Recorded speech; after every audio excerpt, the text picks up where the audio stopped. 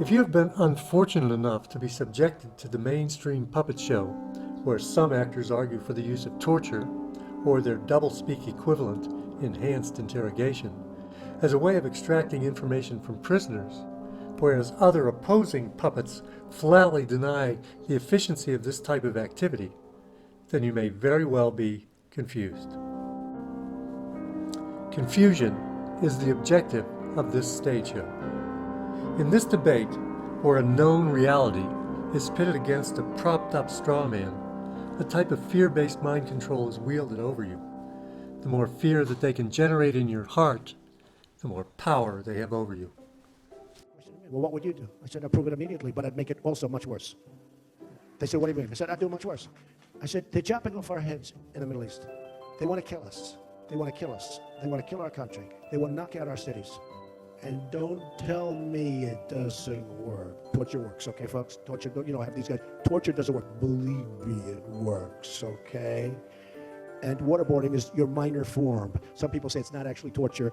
Let's assume it is. But they asked me the question, what do you think of waterboarding? Absolutely fine. But we should go much stronger than waterboarding. That's the way I feel. Fear is their weapon of choice, and you are the enemy. Psychopaths need to torture, and that will become apparent as you watch the information unfold in this presentation.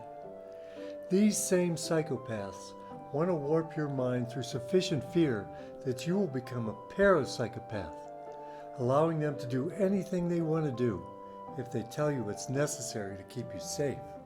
This charade has nothing to do with safety. It's all about injecting fear-based mind control into the population so that it, meaning you, can be easily manipulated and tricked into doing things that are immoral and not in your best interest. Like, for example, launching wars, censoring speech, giving up your privacy, and, of course, allowing the inhumane treatment of innocent people throughout the world. In that way, the subject of torture is useful to the controllers, but as a method of extracting information, it is one of the least effective methods known to man, and has a much greater potential of eliciting false information than finding truth. Actually, it's been known for at least 400 years that torture does not work for obtaining useful information. From an article by Rick Schreierer in the Scientific American, he recounts a story told by author and journalist Daniel P. Mannix. According to this story, during the European witch craze, the Duke of Brunswick in Germany invited 2 Jesuit scholars to oversee the Inquisition's use of torture to extract information from accused witches. The inquisitors are doing their duty. They are arresting only people who have been implicated by the confession of other witches, the Jesuits reported. The Duke was skeptical. Suspecting that people will say anything to stop the pain, he invited the Jesuits to join him at the local dungeon to witness a woman being stretched on a rack.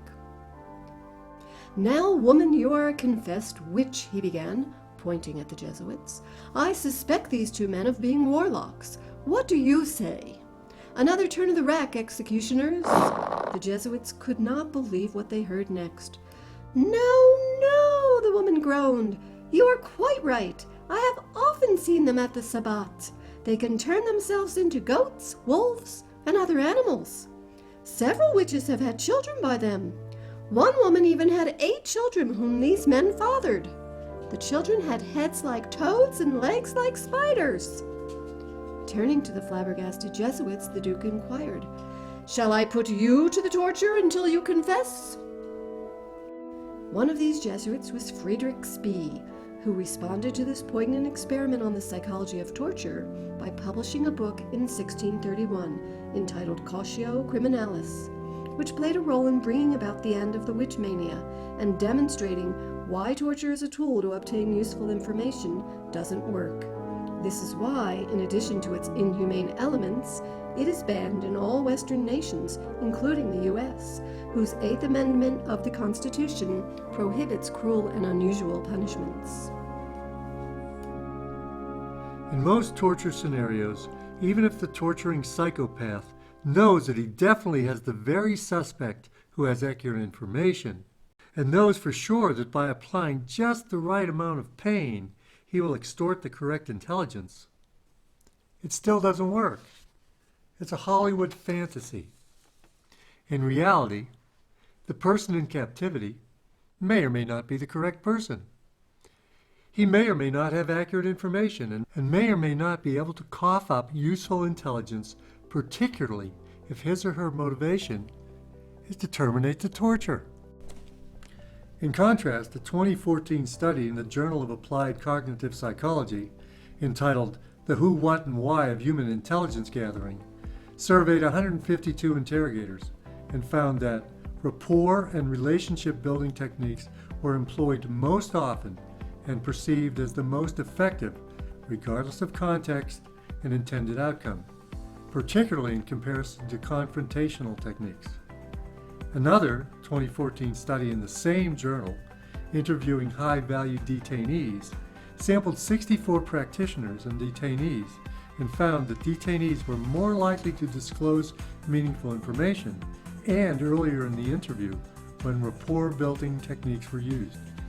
Finally, an exhaustive 2014 report by the Senate Select Committee on Intelligence analyzed millions of internal CIA documents related to the torture of terrorism suspects, concluding that, quote, the CIA's use of enhanced interrogation techniques was not an effective means of acquiring intelligence or gaining cooperation from detainees, end quote. It added that, quote, multiple CIA detainees fabricated information, resulting in faulty intelligence. And besides all these studies, one must remember that it's not the Middle Ages. Today, there are electronic techniques and drugs that can loosen the tongue of the captive and make information gathering easier and more fruitful. Like, for example, oxytocin. According to scientists at Emory University outside of Atlanta, quote, the effects we're seeing from oxytocin today are really just the tip of the iceberg. Instead of using interrogation techniques that threaten to harm detainees and have been repeatedly proven to be ineffective, interrogators could play good cop with the detainees. With the added edge of oxytocin, they could tip the balances a little. You may not be getting a truth serum, but you're getting them to trust you. And then there are technology often called synthetic telepathy and brain reading technology that are either able to read your thoughts right now or are just on the verge of being able to do that. We can't tell because, of course, it's classified. But according to a recent article in Mind Power World, quote, mind reading technology is here to stay and is getting ready to break into the commercial world in a major way, while other mind influencing technologies are classified for national security purposes. But laughing in the faces of such information, there are hundreds of black torture sites located around the world, set up supposedly to gain intelligence from the enemy, whoever they might be, the most visible of which is Guantanamo Bay, Cuba. This facility is a public disgrace and an embarrassment to all Americans in particular and Westerners in general. Why is it there? What is it for? Here's a story from a resident who was held captive for many years at this atrocity by the sea. His name is Mohamedou Ould Shlahi. He is now 44 and existed at Guantanamo Bay since 2002. He's never been charged with a crime or received a trial. Reading from his diary, during the abuse, Shlahi said he prayed out loud, inducing anger and eventual punitive repercussions from his guards. Quote, "Stop praying, Mother Blanker. You're killing people," one guard said, and punched me hard in the mouth, end quote, he recalled. His entries gradually became more violent when he details beatings that left him bloody, swollen, and choking for air. Quote, "They tightened the chains around my ankles and my wrists. Afterwards, I started to bleed," end quote. He described one instance in which he was physically beaten and threatened with the release of a chomping dog. Quote, "The beating party would go on for the next 3 or 4 hours before they turned me over to another team that was going to use different torture techniques," end quote, he wrote. Despite the hours of interrogation, which he described as, quote, 24 hours a day, 3 and sometimes 4 shifts a day, Schlahe claims he never provided any information that was truthful. He just told them what they wanted to hear. Many have tried to escape this dungeon of evil by trying to starve themselves to death. But the psychopaths in charge would not let them escape, even through death. Guards were commanded to force feed those refraining to eat. This was done through hard plastic feeding tubes inserted through their noses. This process was so excruciatingly painful that starvation to death was not even an option. Here are some statistics you may not be aware of concerning this psychopath's wet dream called Guantanamo Bay.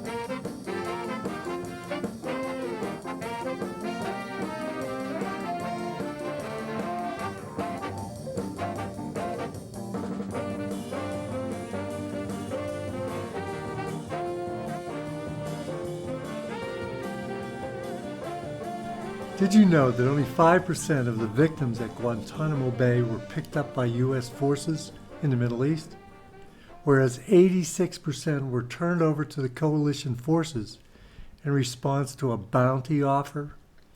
The amount offered for turning over a person to the coalition was, quote, millions of dollars, enough to take care of your family, your village, your tribe for the rest of your life, end quote. Now I ask you, would this criteria have the effect of turning over high-value information-laden terrorists, or simply people that were disliked or deemed expendable to the community? No, I would say that many, if not most, imprisoned at Guantanamo were not even terrorists. They were simply people that happened to be in the wrong place at the wrong time, taken away from their homes and families to be perpetually tortured for years on end without a charge, trial, or chance to escape, even through death. Let me remind you that supposedly these victims were tortured to gain critical, fresh information. This went on for sometimes over 10 years. Seriously, just reflect on that for a minute and let the utter absurdity sink in. So my question to you is, was the incredible monetary expense levied from the American taxpayer and the myriad of outrageous violations of moral law and human ethics perpetrated against these men critical for information extraction? No. This torture is not for the extraction of information, nor for defense. It was done for a much, much more nefarious reason that we'll discuss later in this presentation. There is another reason, in fact, several other reasons torture, this debasement of humanity, is practiced. The activity of torture is important to controllers for several purposes, other than the ruse of pretending to be working to extract life-saving information. There is hardly anything life-saving about torture. There are purposes for which this type of brutality is ideally and uniquely suited. None of them, I might add, are beneficial to humanity in any way. Here are several effective uses of torture that we will explore during the duration of this video. Number 1. Torture is excellent for the fabrication of false confessions, for the creation of false and deceptive narratives, which provide supposed evidence used to substantiate false narratives used in various types of deception scenarios. Number 2. Torture is especially useful for the extraction of low vibrational energies, necessary for the satanic elites to appease the demands of the Luciferian interdimensional entities that they feel give them their power. Torture, wars, starvation, disease, and other horrors are also useful for this purpose. Number 3. Most torture going on all over the world today we will refer to as transformational torture. It is used to wage war against humanity and is aimed at the ultimate destruction of the human race as we know it. Most of these efforts of the psychopaths can fit under the rubrics of A. Beta tests, to find various breaking points of the human species, B. Mind control and behavior control, and C. Torture normalization. Just like pedophilia, this deviance must be made commonplace and acceptable in order to allow in the New World Order, also known as the beast system, and facilitate the transhumanist or post-human agenda to be superimposed throughout the world. Technological advances facilitate their envisioned panopticon reality, where everyone is constantly monitored and deviations are controlled through torture.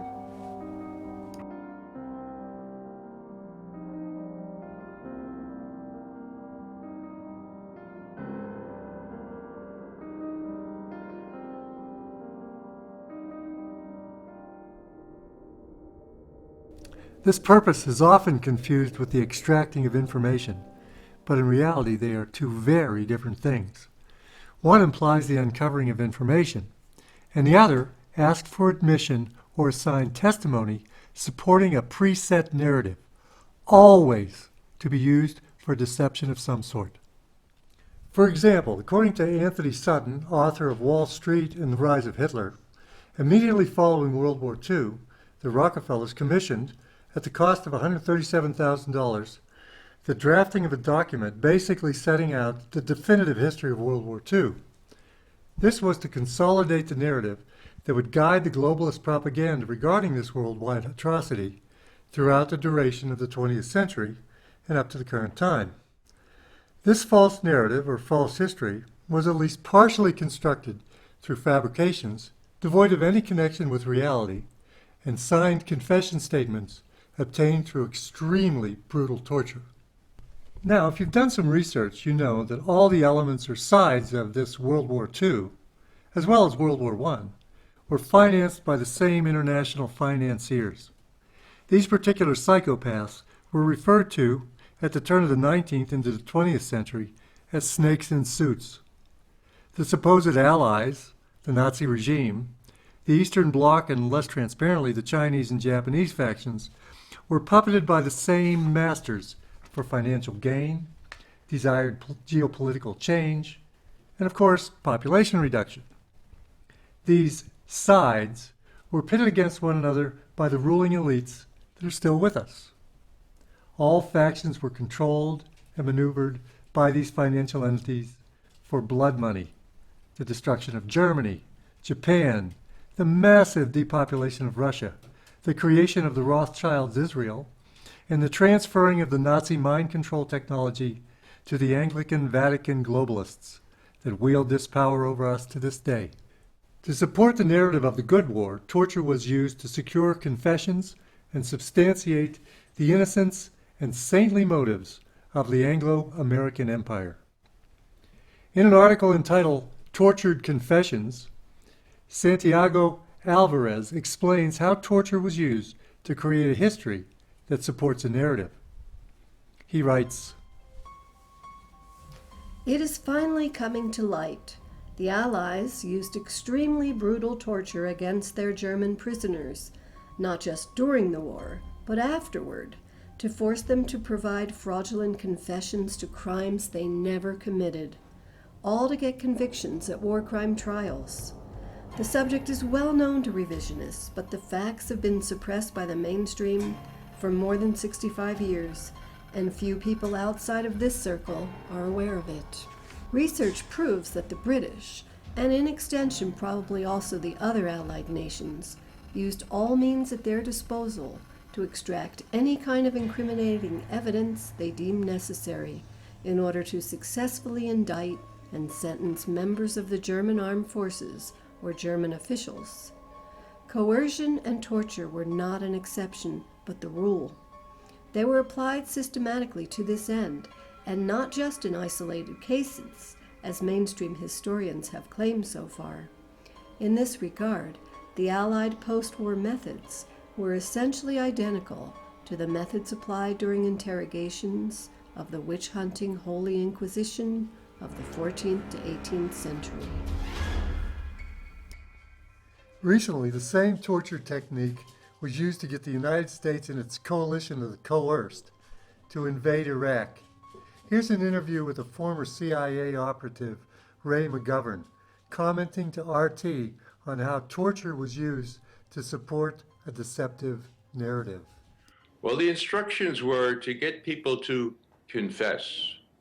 Confess to what? Confess to the existence of weapons of mass destruction in Iraq. Confess to the existence of operational ties between Al-Qaeda and Saddam Hussein. It was all a crock. They had to make this stuff up, and you can't get reliable information from torture, but you know what? Torture works beautifully if you want unreliable information. And so they conjured up not only ties, not only weapons of mass destruction, but ties between Iraq and Al-Qaeda. And when we invaded that is the UK and the US invaded Iraq, 69% of the people in the United States believed that there were operational ties between Al-Qaeda and Iraq, and that Saddam Hussein had something to do with 9/11. It was a masterful propaganda performance on the part of the United States and on the part of the UK.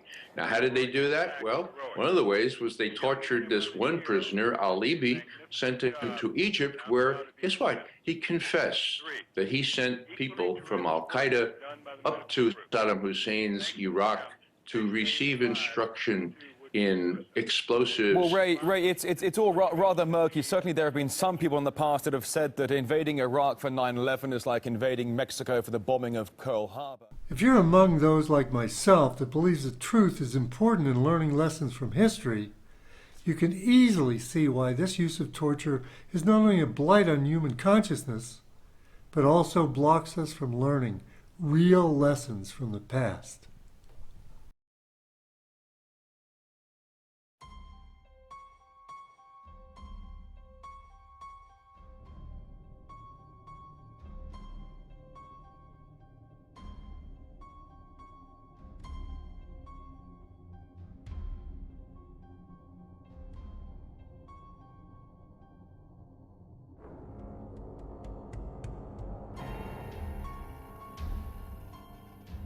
It's long been in the public domain, to those with eyes to see and ears to hear, that the world governments and major corporations are run by a cult of psychopathic pedo-Satanists who make no bones about admitting that they gain their power and energy by performing rituals to entities beyond this dimension.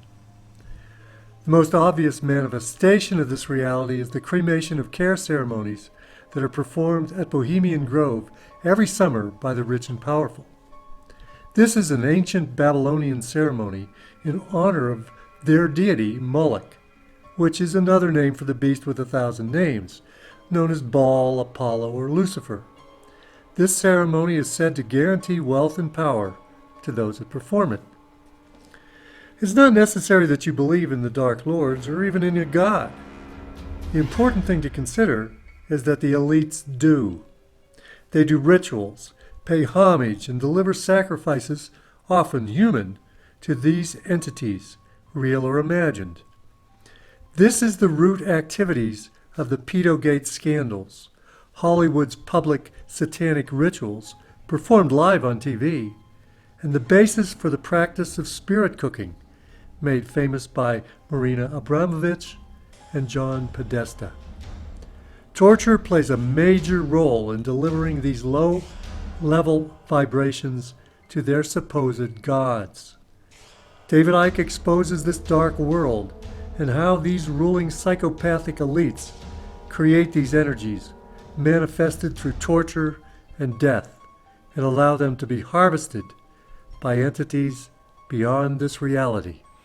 Well, that's something I've been researching and uncovering for a very, very long time, way back into the 1990s, when I started to see that there was beyond the ratio of the rest of the population, there was a prevalence, a concentrated ratio of Satanists and paedophiles in the so-called upper echelons of society, i.e. positions of power. So when you realize that, then the next question is why? Because there has to be a reason. And this takes us into very deep areas because ultimately this reality is controlled from beyond the reality that we can see. I mean, what the frequency band that we can actually see, that we call the world, is so tiny it's laughable. What we live in is the equivalent of a television or radio station. There's a frequency band.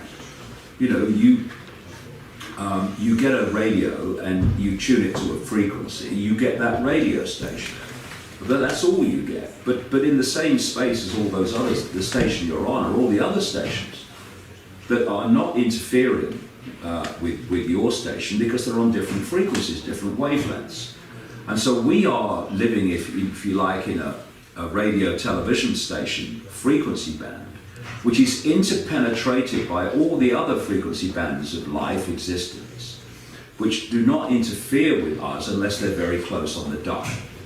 And very, very close to this frequency band we call the human world, the human world of the scene, is another band of frequency which is occupied by entities that don't take a human form. They take many different forms. One of the dominant ones, if not the most dominant one in relation to Earth manipulation, takes a reptilian form. And these entities feed off human energy. You see, in the Matrix movie series, there was so much truth hidden as sci-fi. And one of them was the machines feeding off human energy. That's where they got the power from. All those babies being vampired of their energy by the machines to empower them. And this force feeds off human energy. And it feeds off human energy within a certain frequency band. A frequency band that relates to it. You can only absorb energy on the frequency band that you're on. Otherwise, they, like radio stations, they pass through each other and can't be absorbed. And the frequency band of this manipulative force is what I call low vibrational human emotion. It's all based around the base emotion of fear, anxiety, depression, violence, in its most extreme form, what we call psychopathic behavior, all of this. But now, here's the point. If you have so little or no empathy, you have no capacity for compassion to the point where you can torture and sacrifice a child, what limits are there in what you will do in your behavior?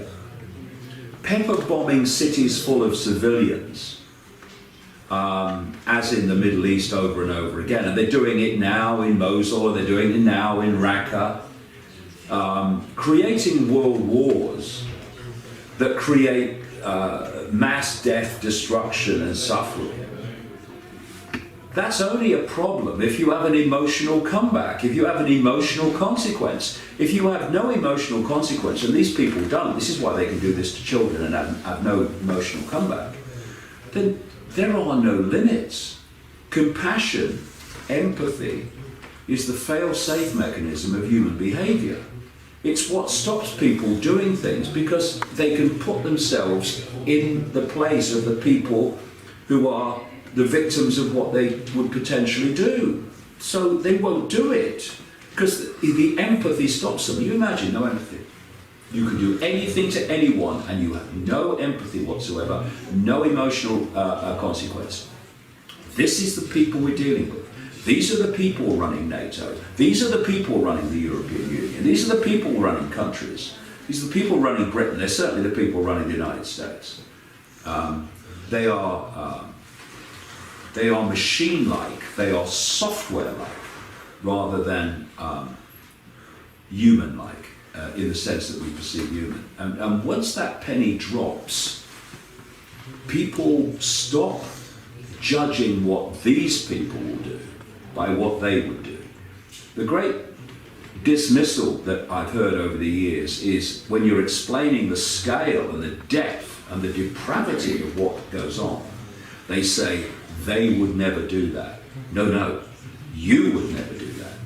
Not only will they do it, they get a rush from it. It's very hard, I know, for people to appreciate this, the depth and the scale of what we call evil that's behind world events. And what is evil? Why are the powers that be in the United States so deathly afraid of the truth about Pizzagate being revealed? Because, as you are about to see, what's really going on globally is far worse and far darker than even what's been suggested so far by Pizzagate. And it's been practiced by some of the world's elite for centuries. As we've said repeatedly, Pizzagate is just the tip of the iceberg.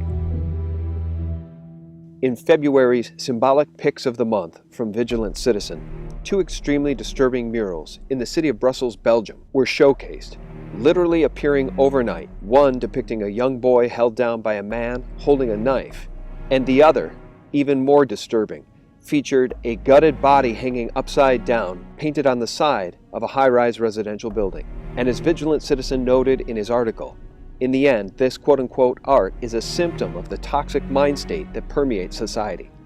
However, I'd like to point out, I think there's something much more insidious going on here. Brussels is much more than just a city in Belgium. It's considered the de facto capital of the European Union, having a long history of hosting the institutions of the European Union within its European quarter. Brussels hosts the official seats of the European Council, the Council of the European Union, and European Council, as well as a seat of the European Parliament. As we have noted, it is the bureaucrats in Brussels that control the entire European Union. People don't understand what the European Union is. They don't understand how it's governed. They don't know who are the people who are running it, but they know that they weren't chosen by the people. And those very same bureaucrats have superseded the authority and will of the people. We find it quite alarming that these murals appeared in Brussels, given the elite's penchant for pedophilia and what more and more appears to be human sacrifice. When I first saw that mural, it reminded me of one of the most disturbing scenes I've ever seen in a movie. And here's where things get really weird. In 2007, the movie Hostel Part 2 was released. It was directed by Eli Roth, and one of the production companies credited was Lionsgate. Hostel Part 2 is the story of 3 American college students studying abroad who are lured to a Slovakian hotel only to discover the grim reality behind it. Each and one by one, the young students are lured away and soon find themselves in the bowels of a sadist nightmare where elite from around the world gather and pay huge sums of money to have their sickest, most sadistic fantasies come true, and always resulting in the murder of one of these kidnapped victims. And in one scene, one of the most graphic and disturbing sequences ever captured on film is to be found, and it depicts exactly what you see on that building in Brussels. In the death scene of Lorna, played by actress Heather Matarazzo, the young college student finds herself bound and gagged upside down over a large tiled bath. Soon, a beautiful elite woman enters, disrobes, and proceeds to slash the throat of Lorna and bathe in the blood of her victim.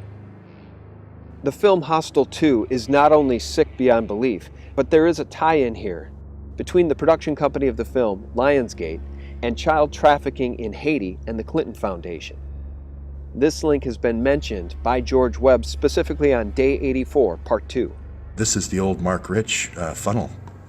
You're going to find Lionsgate, which is owned by Frank Giustra, is the funnel from Frank and Carlos Slim straight through to the Clinton Foundation. This is the movie funnel. And I don't know if you remember, Lionsgate did all the ones where the girls had to run for their lives. Hunger Games, that's it. And if you read Kathy O'Brien's description of when she was, told to just put a pair of tennis shoes on naked and run for her life, and then the guys ran after her and raped her, it's almost the plot of that movie. Could it be that the elite around the world, in many cases, are just as sick and sadistic as the woman bathing in the blood of her victim in the movie Hostel Part 2? Because it reminds me of the story of Elizabeth Bathory, labeled by Guinness World Records as the most prolific female murderer. Bathory and 4 collaborators were accused of torturing and killing hundreds of young women between 1585 and 1609. The highest number of victims cited at Bathory's trial was 650. The stories of Elizabeth Bathory's serial murders and brutality are verified by the testimony of more than 300 witnesses and survivors, as well as physical evidence and the presence of horribly mutilated dead, dying, and imprisoned girls found at the time of her arrest. Stories which ascribe to her vampire-like tendencies, most famously the tale that she bathed in the blood of virgins to retain her youth. Born into a privileged family of nobility, Elizabeth was showered and endowed with wealth, education, and a stellar social position. Between 1602 and 1604, after rumors of Bathory's atrocities had spread throughout the kingdom, a Lutheran minister made complaints against her, both publicly and at the court in Vienna. Finally, in 1610, King Matthias II assigned Georgi Thurzo, the Palatine of Hungary, to investigate. Thurzo ordered 2 notaries to collect evidence in March 1610.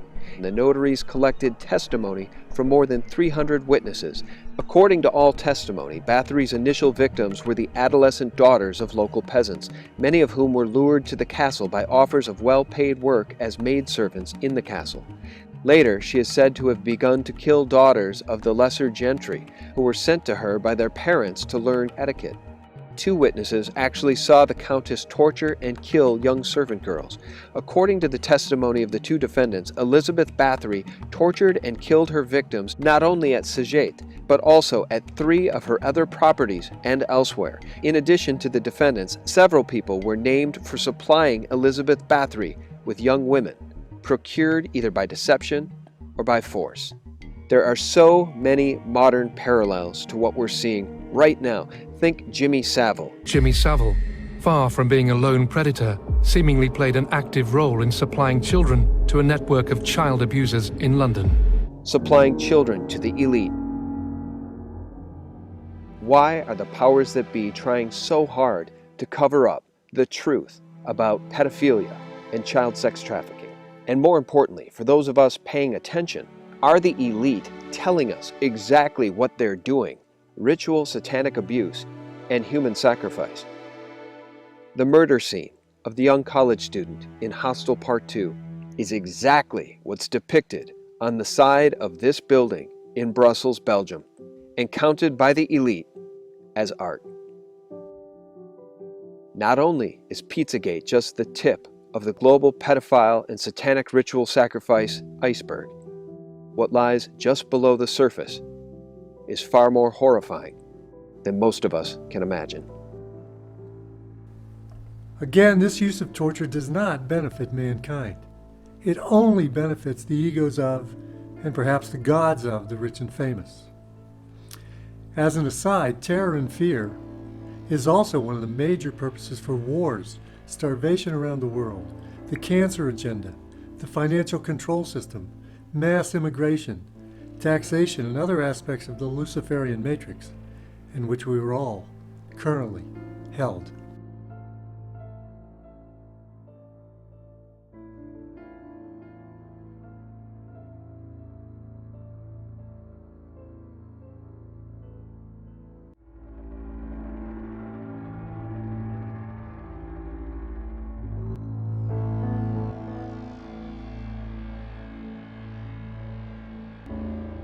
We are unfortunately at a time in history when technological advances hidden from the public can facilitate the satanic elite's envisioned panopticon reality, where everything, every movement, every thought, and every dream can be monitored and controlled to the benefit of the controlling psychopaths. A glimpse into this world exposes the extremes of torture being endured by innocent citizens today, and how these same torture devices will control your thoughts, your emotions, and your every movement in the very near future.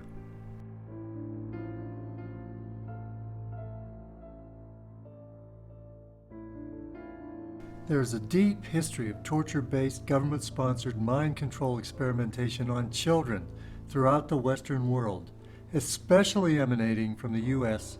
and its infamous Project Paperclip. As described by the 1975 Church Committee report, quote, "These various CIA MKUltra programs resulted in substantial violations of the rights of individuals within the United States," end quote. This statement, bleached and politically impotent as it is the most damning utterance to come out of this committee. Its intention was to expose and stop these blatantly immoral and destructive programs being conducted on innocent civilians in the name of national security.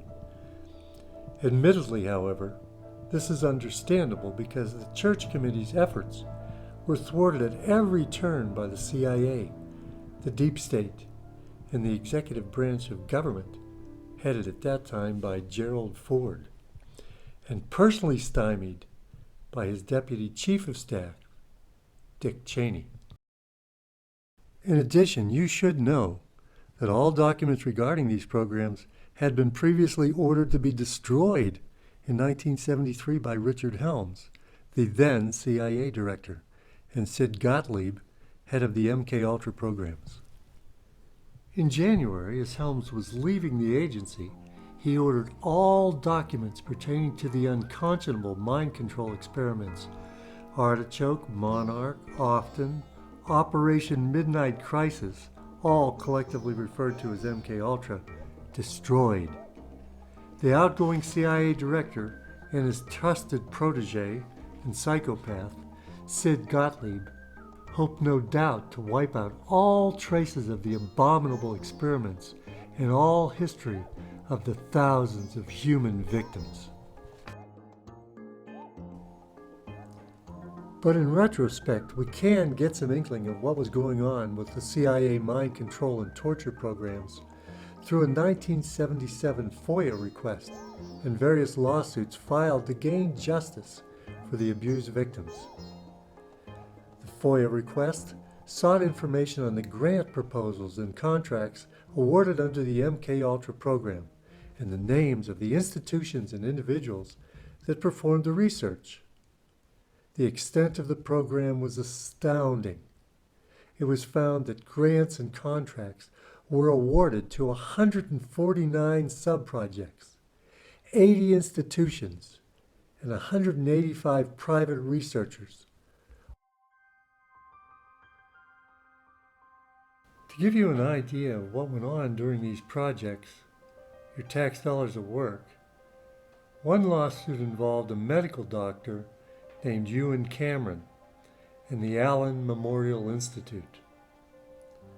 Without conceding liability in 1988, the CIA agreed to pay $750,000 to settle a case brought on behalf of 9 plaintiffs who were subjected to federally funded mind control experiments sponsored by the CIA and conducted by prominent psychiatrist Ewan Cameron, MD. The experiments included heavy doses of LSD, electroshock, and psychic driving. These experiments involved torture that had been called beyond Nuremberg by the American Bar Association. To the obviously frightfully twisted Ewan Cameron, a former prison psychologist, Canada's prisons seemed to be the ideal testing ground for LSD experiments administered to unwitting inmates. In this particular lawsuit, a total of 23 female inmates at the now defunct Federal Prison for Women in Kingston were administered LSD as part of a study. One such victim was 18 at the time of her victimization. She received at least one extremely powerful dose of LSD and was put in a 5-foot by 7.5-foot windowless cell lit only by a single light bulb, with only a mattress on the floor and a hole in which she could pass bodily waste. Such treatment allegedly caused not only brain damage to this individual, but subsequently this person experienced lasting, terrifying hallucinations. Another brainwashing victim of the CIA and Ewan Cameron was awarded $100,000 after receiving successive controversial electroshock treatments in a Montreal psychiatric institute. The shock treatment turned the victim, a then 19-year-old honor student, into a crazed woman who sucked her thumb, talked like a baby, demanded to be fed from a bottle, and urinated on the floor. All of these experiments supposedly were to create mind control slaves. One question I have: who authorized the government to produce mind control slaves? I didn't. Did you? Although the MKUltra program was supposedly ended in 1973, there's a mountain of evidence and victim testimonies that can prove beyond any doubt that this program or similar, even more draconian, illegal interventions are alive and well to this day. They simply went underground, where no oversight of any kind could save these poor victims. In a description offered by Ellen P. Lachter, Ph.D., a psychologist with 17 years' experience working with mind control victims, she writes, quote, "Torture-based mind control programming can be defined as systematic torture that blocks the victim's capacity for conscious processing through pain, terror, drugs, illusion, sensory deprivation, sensory overstimulation, oxygen deprivation, cold, heat, spinning, brain stimulation, and often near death, and then employs suggestion and/or conditioning to implant thoughts, directives, and perceptions in the unconscious mind, often in newly formed trauma-induced dissociated identities that force the victim to do, feel, think, or perceive things for the purposes of the programmer.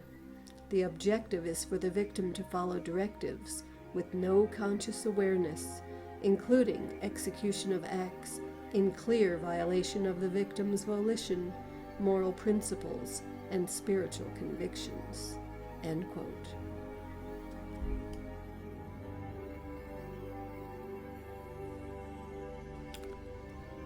This abuse usually starts in early childhood.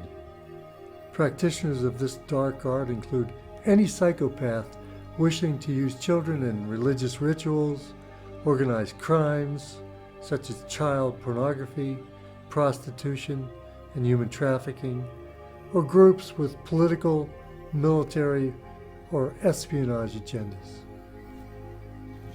Between the years of 1957 and 1984, I became a pawn in a government scheme whose ultimate goal was mind control and to create the perfect spy, all through the use of chemicals, radiation, drugs, hypnosis, electric shock, isolation in tubs of water, sleep deprivation, brainwashing, verbal, physical, emotional, and sexual abuse. I was exploited unwittingly for nearly 3 decades of my life, and the only explanations given to me were that, quote, the end justifies the means, and, quote, I was serving my country in their bold effort to fight communism. I can only summarize my circumstances by saying they took an already abused 7-year-old child and compounded my suffering beyond belief. The saddest part is, I know for a fact that I was not alone. There were countless other children in my same situation, and there was no one to help us until now. I've already submitted as much information as possible, including conversations overheard of the people, agencies responsible. I'm able to report all this to you in such detail because of my photographic memory and the arrogance of the doctors, the arrogance of the people involved. They were certain they would always control my mind. Although the process of recalling these atrocities is not an easy one, nor is it without some danger to myself and my family, I feel the risk is worth taking. Dr. L. Wilson Green, who claimed to have received $50 million from the Edgewood Chemical and Radiology Laboratory as part of the TSD, or Technical Science Division of the CIA, once described to Dr. Charles Brown that, quote, children were used as subjects because they were more fun to work with and cheaper, too. They needed lower profile subjects than soldiers or government people, so only young, willing females would do. Besides, he said, I like scaring them. They in the agency think I'm a god, creating subjects' experiments for whatever deviant purposes Sid and James can think up. Sid being Dr. Sidney Gottlieb, James, Dr. James Hamilton. In 1958, I was to be tested, they told me, by some important doctors from the society, or the Human Ecology Society, and I was instructed to cooperate. I was told not to look at anyone's faces and try hard not to ignore any names, as this was a very secret project. But I was told to be brave, and all these things would help me forget. Naturally, as most children do, I did the opposite and remembered as much as I could. Dr. John Gittinger tested me, Dr. Cameron gave me the shocks, and Dr. Green the x-rays. Then I was told by Sid Gottlieb that, quote, I was ripe for the big A, or meaning artichoke. By the time I left to go home, just like every time from then on, I would remember only whatever explanations Dr. Robert G. Heath of Tulane Medical University gave me for the odd bruises, needle marks, burns on my head, fingers, and even the genital soreness. I had no reason to believe otherwise. They had already begun to control my mind. The next year, I was sent to a lodge in Maryland called Deep Creek Cabins to learn how to sexually please men. I was taught how to coerce them into talking about themselves, and it was Richard Helms, who was deputy director of the CIA, Dr. Gottlieb, Captain George White, Morris Allen, who all planned on filming as many high government agency officials and heads of academic institutions and foundations as possible, so that later when the funding for mind control and radiation started to dwindle, projects would continue. I was used to entrap many unwitting men, including themselves, all with the use of a hidden camera. I was only 9 years old when this sexual humiliation began. I overheard conversations about a part of the agency called ORD, which I found out was Office of Research and Development. It was run by Dr. Green, Dr. Stephen Aldrich, Martin Orne, and Morris Allen. Once a crude remark was made by Dr. Gottlieb about a certain possible leak over New Orleans East involving a large group of retarded children who are being given massive doses of radiation. He asked, why was Wilson so worried about a few retarded kids? After all, they would be the least likely to spill the beans. Another time, I heard Dr. Martin Orne, who was the director then of the scientific office and later the head of the Institute for Experimental Research, state that, quote, in order to keep more funding coming from different sources for radiation and mind control projects, he suggested stepping up the amounts of stressors used and also the blackmail portion of the experiments. He said it needed to be done faster than to get rid of the subjects, or they were asking for us to come back later and haunt them with our remembrances.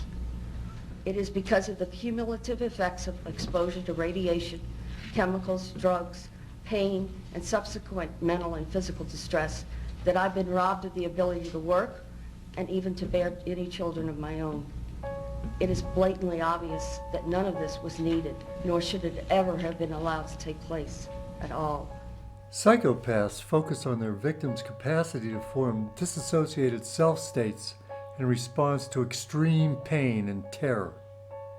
These abusers use torture to coerce their victims' psyches into forming new disassociated self states that they can work to exploit. They use torture, hypnosis, and behavioral conditioning to create in their victims disassociated self states that will serve the functions defined by the psychopath along with his or her funding agency, usually one of the deep state controlled spy agencies or their many contractors. In these scenarios, the victim, usually a child, starting usually before the age of 6, is subject to extreme abuse. They can only find relief by creating alternative personalities to deal with each particular depraved experience to which he or she is exposed. In addition, the torturer can compel the victim to create alters for their specific purposes. For example, to create a super soldier, an alter where fear is never experienced. A sex slave might require sex kitten programming. An assassin might require psychopathic alters to heartlessly murder on behalf of their controlling handler.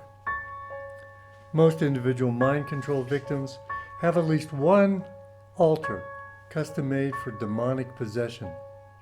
Victims are usually women in this program, but the program also contains men.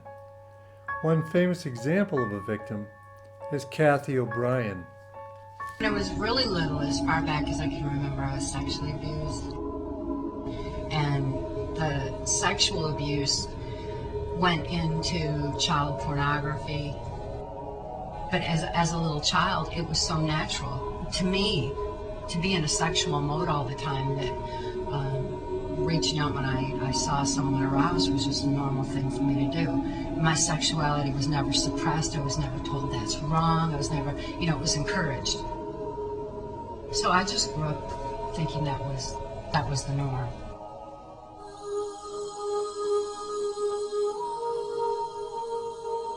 With the abuse that I went through, it was as though my spirit was removed from it, like it took flight. It was a safe place, one that was actually in flow while my body was being directed by other people, and ended up, being involved in things I had no way I ever would have participated in. It was early evening when they played Most Dangerous Game. I was stripped of my clothing. I was allowed to wear tennis shoes and told that I could have a head start and begin running before I would be hunted down. My exposure to it resulted in my believing I had no place to run and no place to hide. It seemed there were no limits to what could happen in my existence at that time. It was the most extreme, one of the most extreme situations I think I ever survived. When I was a really young child growing up in Muskegon, Michigan, this would be the early 60s. I was born in 1957. My father had been sexually abusing me as far back as I can remember. And he often bragged of substituting his penis for my mother's nipple while I was an infant. So my sexuality was heightened from a very, very early age. And I also developed what is known as dissociative identity disorder. It was formerly termed multiple personality disorder, but has since been redefined because it's not multiple personalities, but the shattering of a personality and a compartmentalization of memory, of trauma, too horrible to comprehend. Childhood sexual abuse is certainly too horrible to comprehend. There was no place for that in my mind.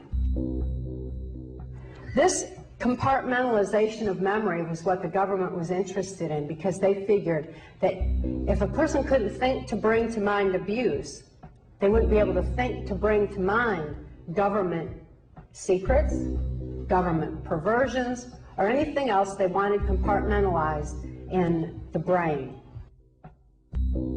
My experience as a mind control slave on a White House Pentagon level was extreme. I was totally robotic. I had no capacity to think for myself. I didn't have any free thought whatsoever. I didn't even have the ability to question, to reason, or consciously comprehend what I was involved in. A less well-known, but also an interesting case, is that of Sandy Bergen, who is also to this day a targeted individual. Your name again, please? I was born Sandy Bergen, November 15, 1959, in Mount Clemens, Michigan. And there was an Air Force base less than 5 miles away from that hospital. And I was taken back to the hospital when I was 3 years old. And my mother put me in a blanket. I was not sick that morning. And she wrapped me in a blanket and rocked me in her arms and took me to the hospital, and they put me in a cage. And I always remembered it as what I thought was 3 to 4 days, but through the extensive therapy, I know it was much longer. And I never forgot a lot of parts of that hospital stay, and other ones started flashing back when I had what I call my awakening in December of 2012, when it was like a bag was taken off my head and I was being led to information and websites and books, and I started putting the pieces of the puzzle together of the horrible childhood that I had with all of the sexual abuse and the hospital stay, which I'd like to describe. The hospital stay, that would have been in about 1969. I was about 3 years old. I was put in a cage. There was never any vitals taken. Other children were in cages around me, and we were let out of the cages to go in the play corner to play with blocks and puzzles and numbers. And the only visit from my parents in those days that I was there was when they came and they brought me puzzles. And I sat in that cage and I solved them 1, 2, 3.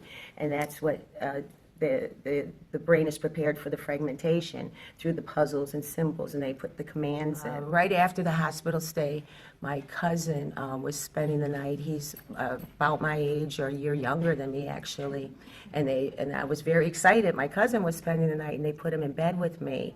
And I remember the first time I woke up, and it was a rough hand fondling me, and I remember thinking it felt good and it felt familiar. And through now my extensive therapy, I've seen that they sexually abused me. It would wake me up in the cage just like that. And I remember my eyes popping open, and I was like, ooh, this feels good. And it did feel familiar, and it went on for years. By the time I was 6, 7 years old, I knew my cousin's penis.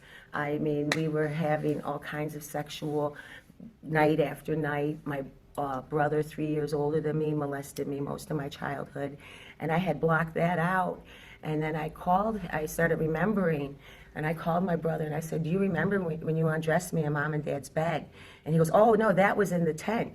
And then boom, I had probably 20 incidences that I started remembering that I had blocked out. And my brother always through my childhood would call me names and sing songs, fat songs about me. And I had no self-esteem time I was an adult. And I remember when I was in 2nd grade, so Anna, you asked me what 2nd grade would have been, 6, 7 years old, and I was down the street, and I was in bed naked with a boy 3 years older than me, and he was trying to put his penis in my butt. And his mom stormed open the door, and I remember being embarrassed and disappointed because that's what I thought I was. And I would be triggered to go through drawers as a child, and I went in my dad's drawer, and right on top was I was probably 7 years old, was a big, thick pornography book with graphic cartoons with, grandpa with granddaughter and sex with animals. And that was my go-to toy as a child. And I'm pretty sure that they suck off at your sexual energy. Sharon, I called her the Madame. I think she's Madame. She took us on a tour of the Ford factory, her and her sons, myself and her sons, and it was a private tour. And we went in a side door, and they had us stop and look this way and look that way. And from reading what Kathy O'Brien said, that the perpetrators of this like to see their victims out of the bedroom scene. And I realized that my first cousin, Rich, ended up working for Ford's. The cousin that I had all that sex with works for Ford's now, and the Fords are big in Michigan, and I'm pretty sure that they supported this program, this nefarious program. You're talking about the Ford Motor Company? Gerald Ford went right to Kathy O'Brien's house. Oh, when she was the president. Okay. Yes, exactly. And According to Schaefer, R.E. and Cozzolino, L.J., 1992, In a report entitled Adults Who Report Childhood Ritualistic Abuse, published in the Journal of Psychology and Theology. Here are some common types of abuse used in torture-based mind control programming.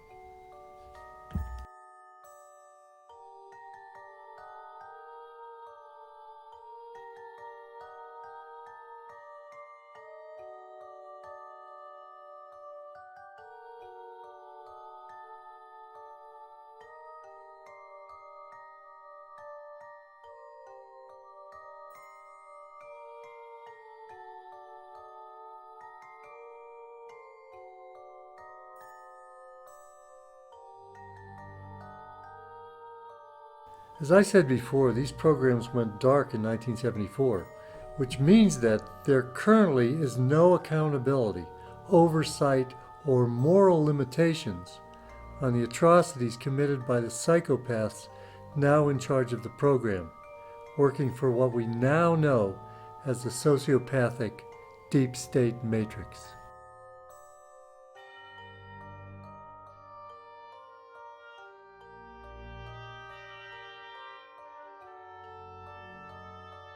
The Tavistock Institute, which can be regarded as the greatest brainwashing organization to ever exist in the course of human history, was dedicated to the study of trauma-based mind control, beginning by studying shell-shocked British soldiers in World War II. The firebombing of innocent civilians in Dresden was said to be one of its first endeavors, designed and executed exclusively to test the effects of the devastation on the civilian population. It was well known at that point that Germany had essentially lost the war and was not a danger to the world. In this particular atrocity, civilian encampments were hit, not military targets, killing over 125,000 people, which were mostly older men, women, and children.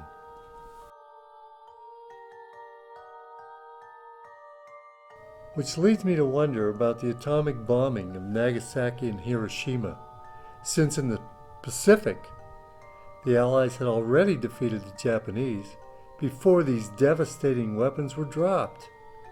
To this day, there are many speculations as to why these weapons were used on civilians, with obviously no military purpose. What the human species can stand in terms of torture, depravity, and trauma is of great interest to this day to the Tavistock Institute and the satanic psychopaths that rule the world.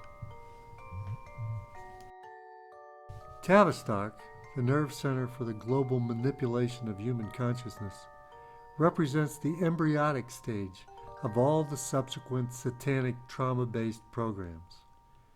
Beginning with experimenting with microwave weapons to control populations, through the MK Ultra mind control programs, through today's asymmetrical warfare victims being electronically tortured in their homes, to the psychological torture and control of all humanity through smart technology, nanoparticles, microwaves, HAARP pulses, cell towers, and other high-tech devices. Tavistock lurks in the background. As alluded to earlier in this video, the torture prison at Guantanamo Bay was, and still is, obviously maintained for other reasons, other than the stated purpose of gleaning information from prisoners to help protect the fatherland. Or should I say, homeland. As you might remember, the individuals held in this blight on human dignity might not have even been terrorists, let alone anyone with critical information. They could more rightly be called the most unlucky of the unlucky. That characterization was confirmed in an email by Thomas Berg, staff judge advocate for the Joint Task Force. He stated that, quote, "I can understand why a lot of people were scraped up from the battlefield and brought to Gitmo because we didn't know what we had, but we didn't have any real mechanisms to sort them out. And I think once we started sorting them out, we'd already stated publicly that we had, quote, the worst of the worst unquote. And it was a little hard to go against that and say, well, maybe some of them aren't quite the worst of the worst, and some of them are just the slowest guys off the battlefield, unquote. Reading from a report entitled Guantanamo, America's Battle Lab, published by Seton Hall Law University, School of Law Center for Policy and Research, the real role of torture at Guantanamo is revealed. Quote, the stated intended purpose of the Guantanamo Bay Detention Center was to house the most dangerous detainees captured in the course of the global war on terrorism. Founded in 2002, the commander in charge of detention operations, Brigadier General Rick Backus, effectively operated the camp as a facility for housing prisoners of war. As POWs, the detainees were entitled to basic human rights afforded under the Geneva Conventions. Pursuant to typical military command structure, Brigadier General Backus answered to the United States Southern Command, SOUTHCOM. Little did he know, however, the executive branch had created a second, secret chain of command, forging direct access between intelligence officers to the President of the United States. The intelligence commander and head of the second chain of command, Major General Michael E. Dunleavy, received his marching orders directly from President George W. Bush. These orders commanded Major General Dunleavy to debrief Secretary of Defense Rumsfeld once a week, in person, on matters of intelligence, which avoided placing any record of their discussions in written form. Major General Dunleavy's predecessor, Major General Miller, also reported daily to the Secretary of Defense, once per week by telephone. This arrangement operated beyond the scope of the established military chain of command. What was it that the executive branch was so eager to gain from intelligence at Gitmo? The continued pressure effectively created Gitmo's alter ego. Out of it emerged America's, quote, battle lab, end quote. Every lab must have its test subjects, and Gitmo was no different. Its rats were human beings, detainees. Instead of receiving POW treatment, the detainees underwent a level of interrogation overwhelmingly condemned by federal government agencies at the time and criticized by all the agencies involved in intelligence gathering.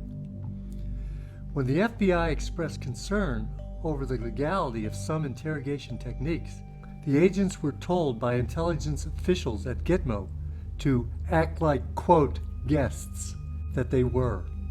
Soon, all personnel not connected with intelligence gathering became guests at the base, unwelcome in many areas of the camp.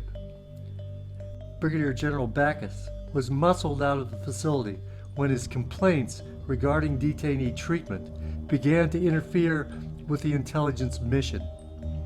Soon after this, all operations were consolidated into a joint task force under the direct supervision of Intelligence Commander Major General Miller.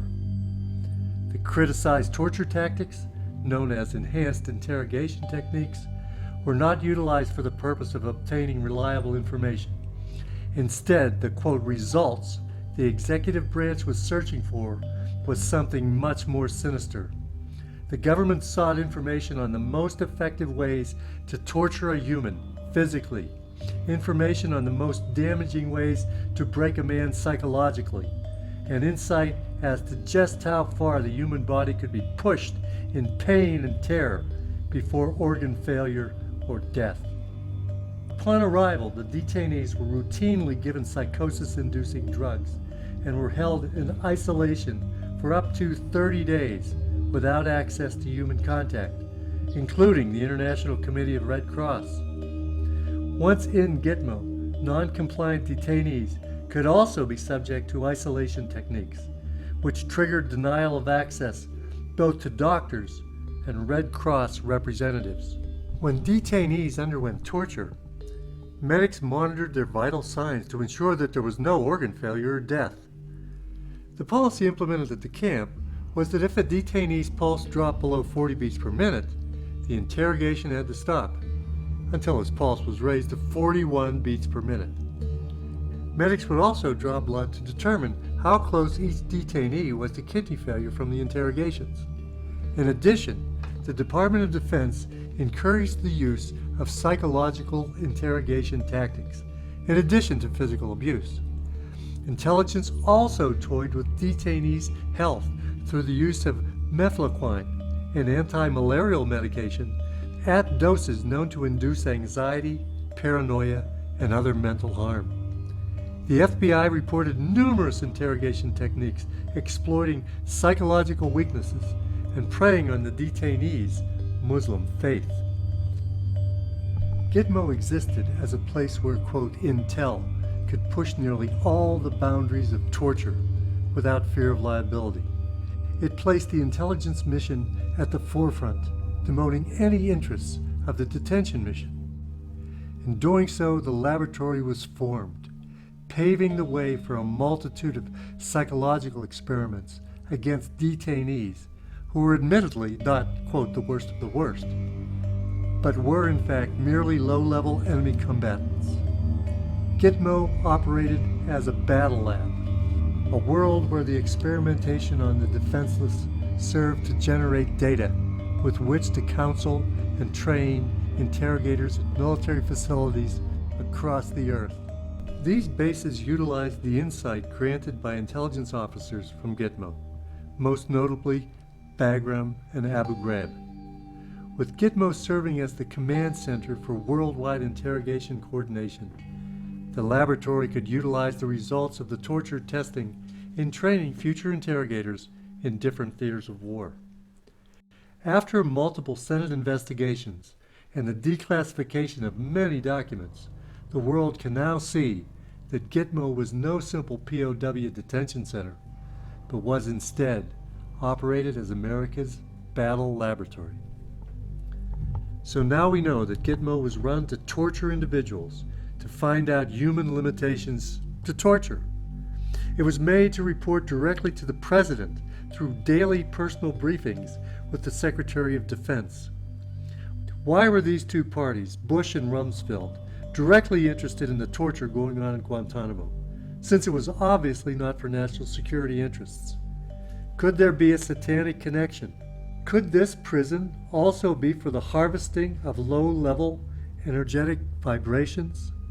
Keep in mind, Skull and Bones is definitely connected.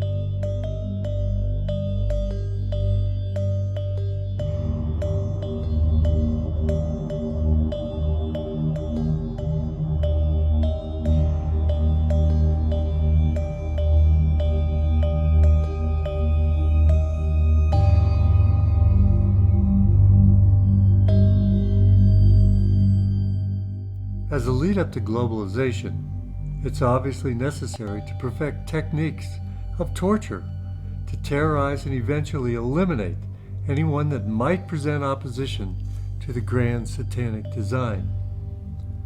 A well-known incarnation of this technique of extreme fear-based control, wielded by fascist states, came into public awareness through the activities of the German Stasi and the Red Terror in Russia under the Bolshevik Cheka, which ran an arrest, internment, and execution campaign that institutionalized the Gulag prison system.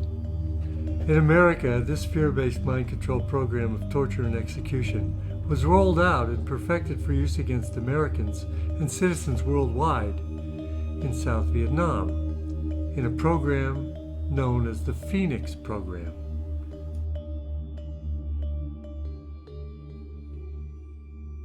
In Vietnam from 1965 to 1968, the U.S. intelligence services maintained an active list of VC cadre marked for assassination, calling for neutralizing 1,800 targets a month. A third of these VC were summarily executed. Security committees and provincial interrogation centers determined the fate of VC suspects outside of judicial controls. Green Berets and Navy SEALs would assassinate suspected VC sympathizers or cadres, assassinating, for example, Cambodian officials suspected of collaborating with the North Vietnamese, or South Vietnamese suspected as collaborators and double agents. In 1982, an ex-Phoenix operative revealed that sometimes orders were given to kill U.S. military personnel who were considered security risks. He suspects the order came not from division, but from a higher authority such as the CIA or the Office of Naval Intelligence.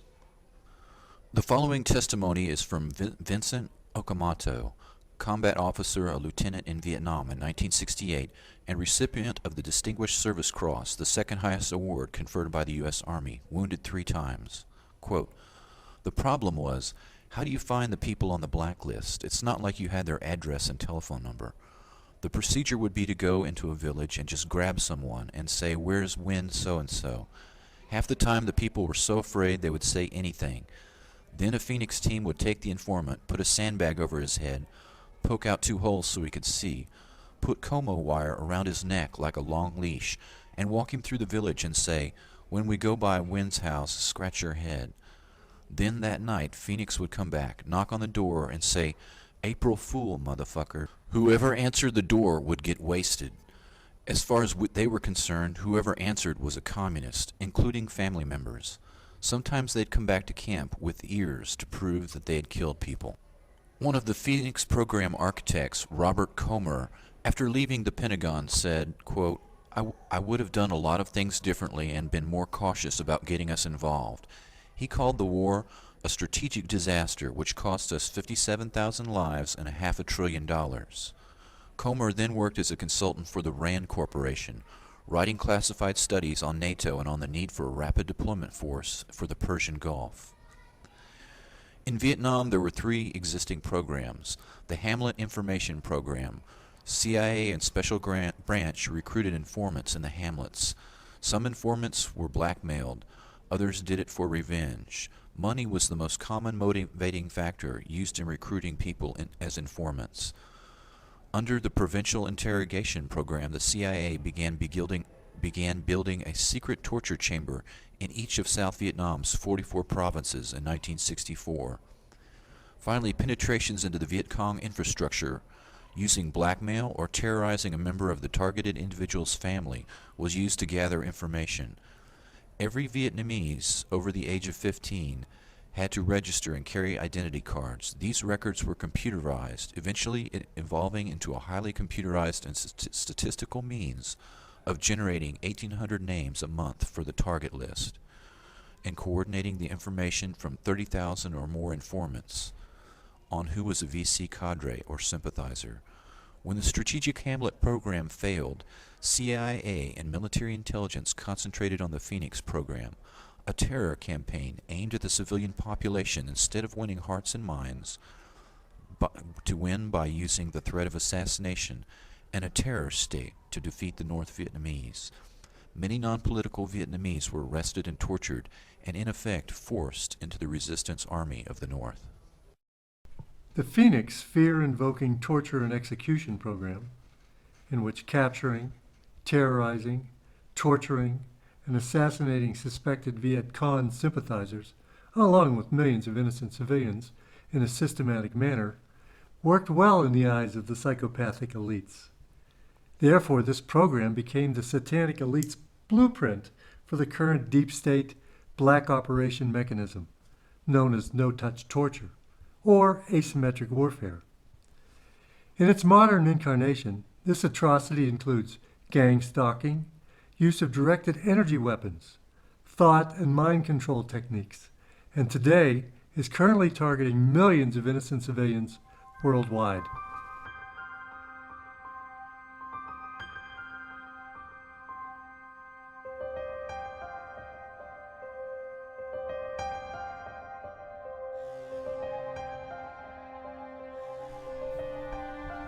The indiscriminate killing of the Phoenix program continues on American soil. The terms soft kill, slow kill, and silent kill refer to a new way of killing the enemy in conflicts short of war and in small wars in the future. The counterinsurgency doctrine has now been applied to the home front. The generation of CIA and military intelligence led by Theodore Shackley, Richard Helms, William Casey, John Singlaub, Richard Secord, John B. Alexander, Michael Aquino, Paul Vallely, and others have built the perfect beast using selective assassination that leaves no trace. The ability to cull the human herd with, quote, silent kill, end quote, technology allows a few personalities to remake the entire society in their own image. Extremely low frequency ELF technology slowly drives the target crazy with silent sound, similar to the CIA MKUltra psychiatrist Dr. Ewan Cameron's psychic driving technique, used to break down the target's personality. The new buzzwords at the Pentagon are synthetic telepathy and psychotronics. Another means of attack on targets is the Smirnoff patent that uses subliminal suggestions to manipulate human behavior. This patent was purchased by the remote viewing company SciTech Corporation. Military intelligence officers involved in developing these, quote, non-lethal weapons also control SciTech. Emotional manipulation is accomplished using Dr. Michael Persinger's work to remotely project emotional states that the brain entrains or locks onto and emulates. One can broadcast rage or fear at an individual target to manipulate and control them. As if these methods were not enough to torture and murder people, add to this nightmarish toolbox active gang stalking.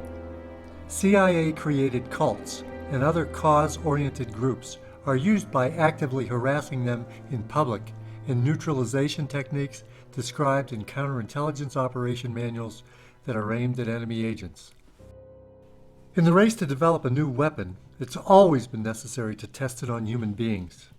Perfecting the latest weapons designed to kill slowly and silently, as well as perfecting the process of controlling the human mind, are no different. Once the weaponry has been perfected, the same techniques will be applied en masse to the general population and then to humanity as a whole. Well, this is in the design of the Department of Homeland Security, which of course is post 9/11 operation, now with 225,000 employees and a $40 billion annual budget. They got Stasi officers, as well as Nazi officers, Gestapo officers, to help them design the Department of Homeland Security. So, who is behind the gang stalking? Well, it is the CIA, the NSA, the FBI, Department of Homeland Security, and all their fusion centers, and 78 fusion centers in every state, in which, local law enforcement is all connected up with these guys. And these huge budgets, $60 billion a year for the FBI, $42 billion of which goes to outsourcing to corporate entities, So you have now the corporatocracy, the private sector, doing this as well. So you got NSA, CIA, FBI, DHS, and then all the Department of Defense intelligence agencies. They're all involved in this. Right. And the technologies coming from these sectors, and again, that would be a whole nother show. Let's talk about where these high, these directed energy weapons, when they were developed, who actually has the patent on them, and then what's the history. These are black ops. These are black projects, and now it's being turned loose on the American people to silently harass and to neutralize, discredit, actually murder, take out, eliminate targeted individuals. And so this is very dark. I mean, this is, if you look at it, Well, let me just give a couple books, several books for people. I really want to share this information with people who may be targeted individuals, and reach out to the people who are not targeted so that they might see what has happened to our Bill of Rights in this country. You know, basically these programs eliminate the Fourth, Fifth, and Sixth Amendments, as well as your freedom of speech. They surveil you, etc. So our whole nation, I think, is at stake with these programs, because these are, as we said in our last interview, weapon systems that can be scaled up and scaled back. Could create a huge holocaust around the world with these very programs. It's a silent war. It's an invisible war, because directed energy weapons, of course, are not visible. And so when they talk about soft kill, slow kill, silent kill, non-lethal weapons, what we're talking about is microwave, milliwave, scalar waves, silent sound, sonar, that are coming from satellites. They're coming from Gwen Towers.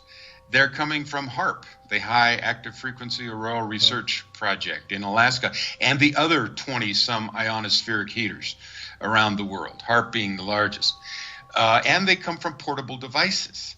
They have portable microwave devices, radio frequency devices that can beam directly into the targeted individual's home, go through the walls, radar that goes through the walls, etc. Let me give you these books, because I think education is the very, very best antidote. It's the very best protection weapon for targeted individuals. The more you know about it, the less you're likely to be, eliminated, killed, isolated, taken out through a whole series of it's psychological warfare, it's directed energy warfare. So the books that I think are very solid and that I would recommend, I wish it was in every library in the world. Dr. John Hall is an anesthesiologist out of San Antonio, Texas, and a targeted individual. He's written 2 books, Satellite Terrorism, A New Breed of Something or Other. That's his first. The second one is the one I'm recommending, and that is Guinea Pigs, Technologies of Control.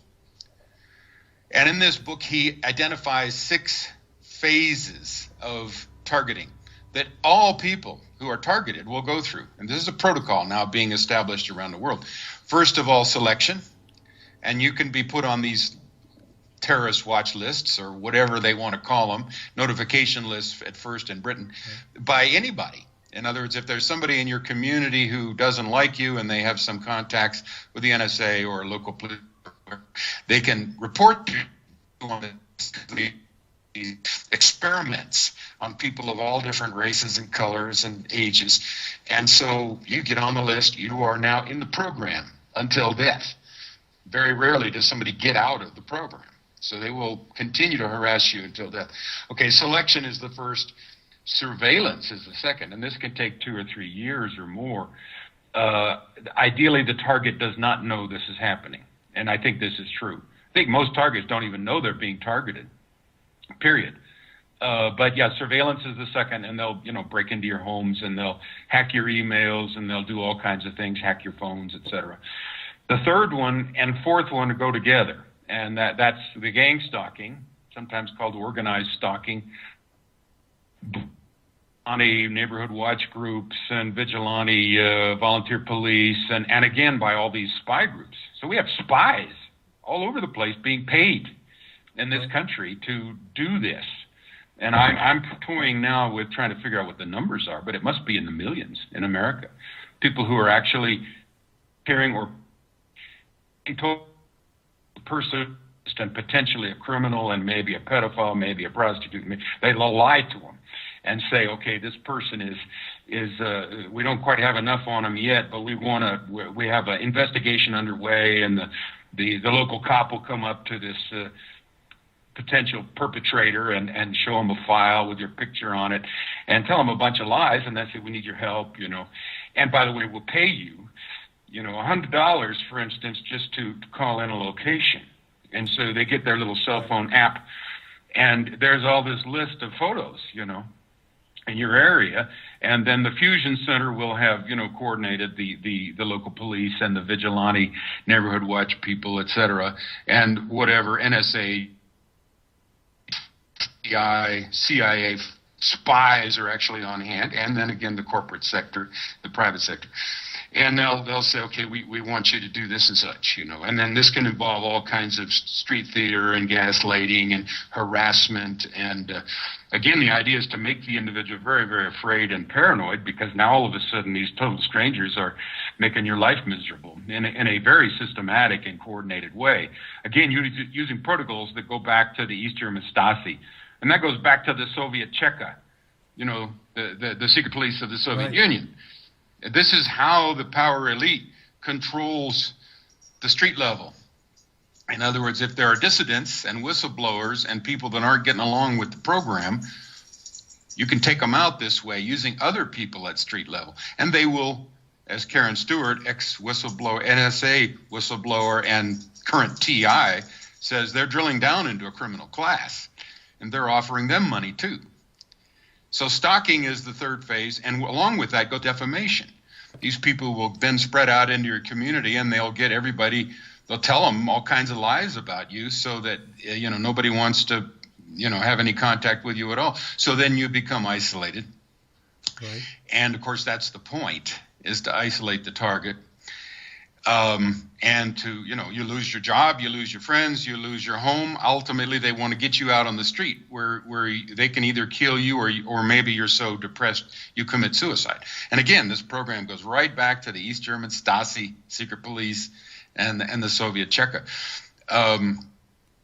And it utilizes, and then the next fifth phase, attack, directed energy weapons. And this uses, now when the MK Ultra, 149 subprojects of MK Ultra, and I'm using that as a blanket because there were many, many mind control projects of the CIA and the DIA and the Department of Defense.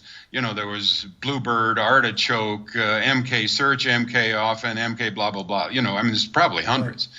And again, these would have involved some of our top scientists with black budget programs.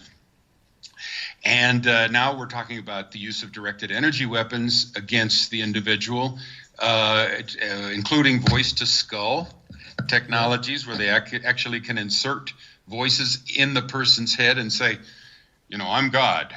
I want you to go kill your mother. Right. Or kill your father, or go to this schoolyard and start shooting. Well, guess how this can be applied? Right. The shooters in America, which is, of course, causing, it's the terrorists, it's the Muslim terrorists, we got to go fight some more wars in the Middle East. Well, these voices, this is coming from 1974 technology out of the CIA's own MK Ultra program. Voice-to-skull technology, or V2K. It was used in the Manchurian channelers of Eileen Cady of the Findhorn cult in Britain, where she's supposedly downloading this information from God and writing these books, several books, which of course are New Age books, as well as The Course in Miracles by Helen Schuckman at Columbia University, a PhD psychologist who was channeling a being. It said it was Jesus. So, so now the CIA, they get to play God, and they get to play the devil. They get to play any role they want. They say, well, this is the devil speaking. Kill yourself. And they can do this. That technology is such they can do this where what you hear, and it's actually silent sound. It's not. It's going right through your auditory apparatus right into your skull, and you think it's a voice. Can be your own voice, in which case you think it's your own thoughts, right. Or it can be another voice, in which case you think somebody's talking to you.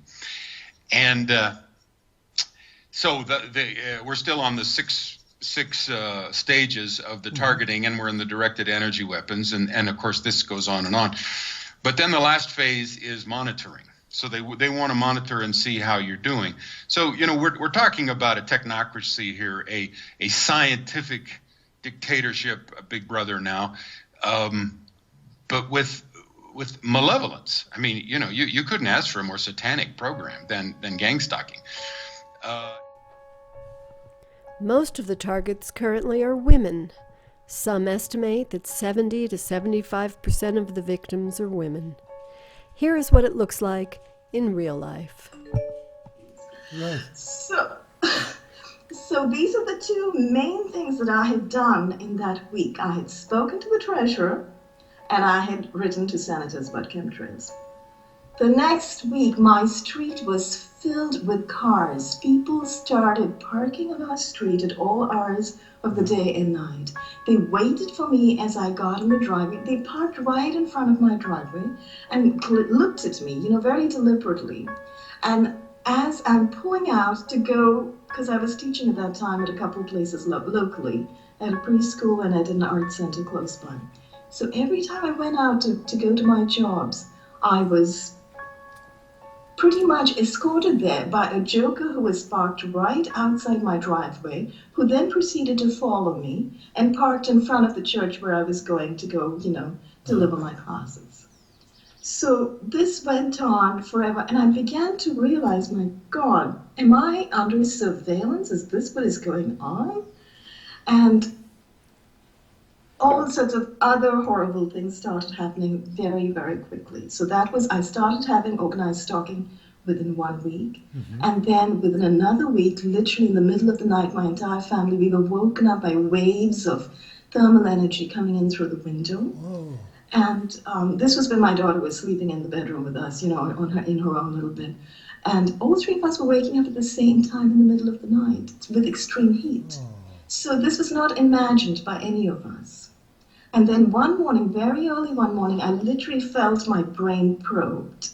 Literally, I could feel the different lobes inside my head because I felt remotely probed, and I was. And I was kind of paralyzed. I couldn't move. It was very early in the morning, and I could not move, and I could feel this going on. So these are the ghastly things that happened, and shortly after that, I started being tracked. It seemed I was being aerially stalked. There was a constant plane coming over and tracking, and every time I moved from room to room, I would hear hits on the side of the house, as if something was registering. It was as if a brain print had been taken. It was as if I was being tracked by my brainwaves, which is ultimately what I read about later, and which I have come to understand is most definitely what is going on. But in addition to that, I have since been, I've been sharp shot in broad daylight a couple times. So I actually have RFID tracking chips inside me. And I have seen these so-called covert operatives. They're not that covert, They're using these barcode readers. With a barcode reader or a barcode scanner, I can be scanned now. This chip inside me can be scanned. So this has happened to me innumerable times in grocery stores, in retail stores, the UPS guy who drives up and who points it at me, the mailman who drives up and points it at me, because these are guys who are all acting as covert operatives for who knows who, whether it's the CIA or DHS or who knows, I don't know. But they're definitely living a double life. So in any case, to go back, so I was tracked, and the other thing I noticed about being tracked was cars began zooming into our street, and they are still doing that, although they back off every time I do something overt like this. Like right now, the cars are being very silent. They're just parked in front of my neighbor's house, and the jokers are inside my neighbor's house, because at this point, the neighbors have been taken over. But cars began zooming into the street, and as I moved from room to room, these cars would go up the street with me. And at the same time, I began to feel an intense pencil of vibration being laid on my body. And so the correlation between that vibration, which was distinctly electrical, an electrical vibration laid on my body, and then the cars going up and down, began to be kind of indisputable.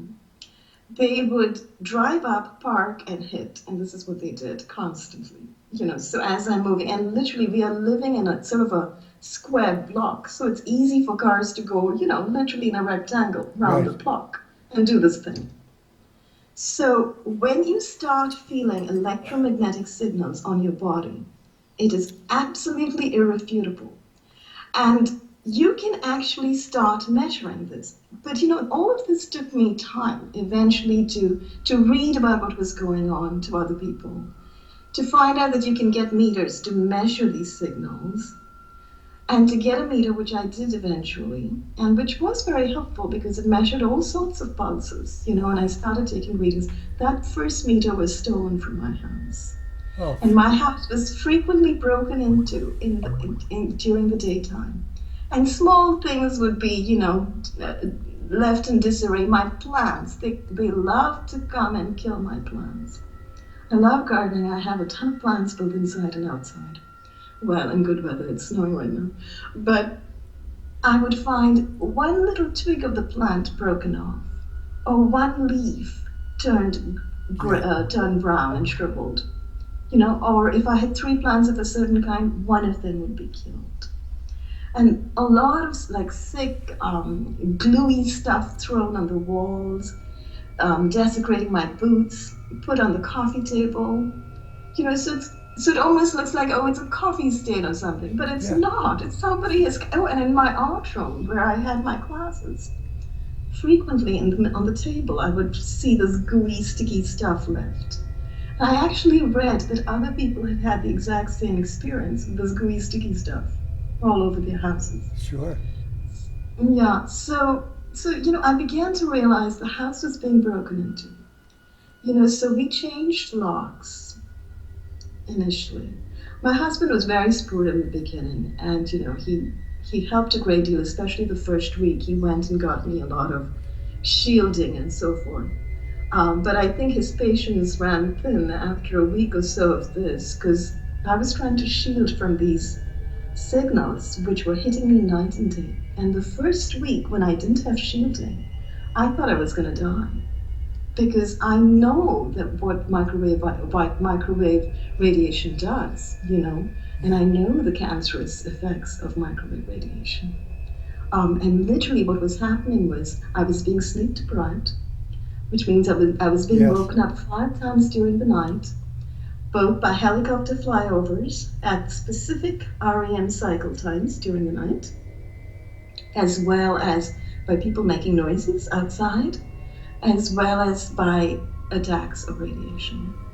And I would get up in the morning, I barely slept, my hair was literally falling out. I could lift my hand to my head and my hair was falling out. I was totally nauseous. So I thought, oh my God, great. It's happening overnight. I'm getting cancer. I'm going to die. Oh my God. Hi.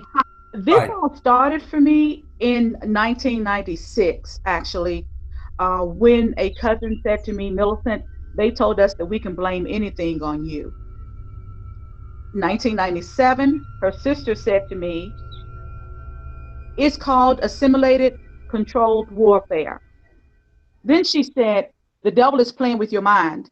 And when he gets through playing with you, he's going to destroy you.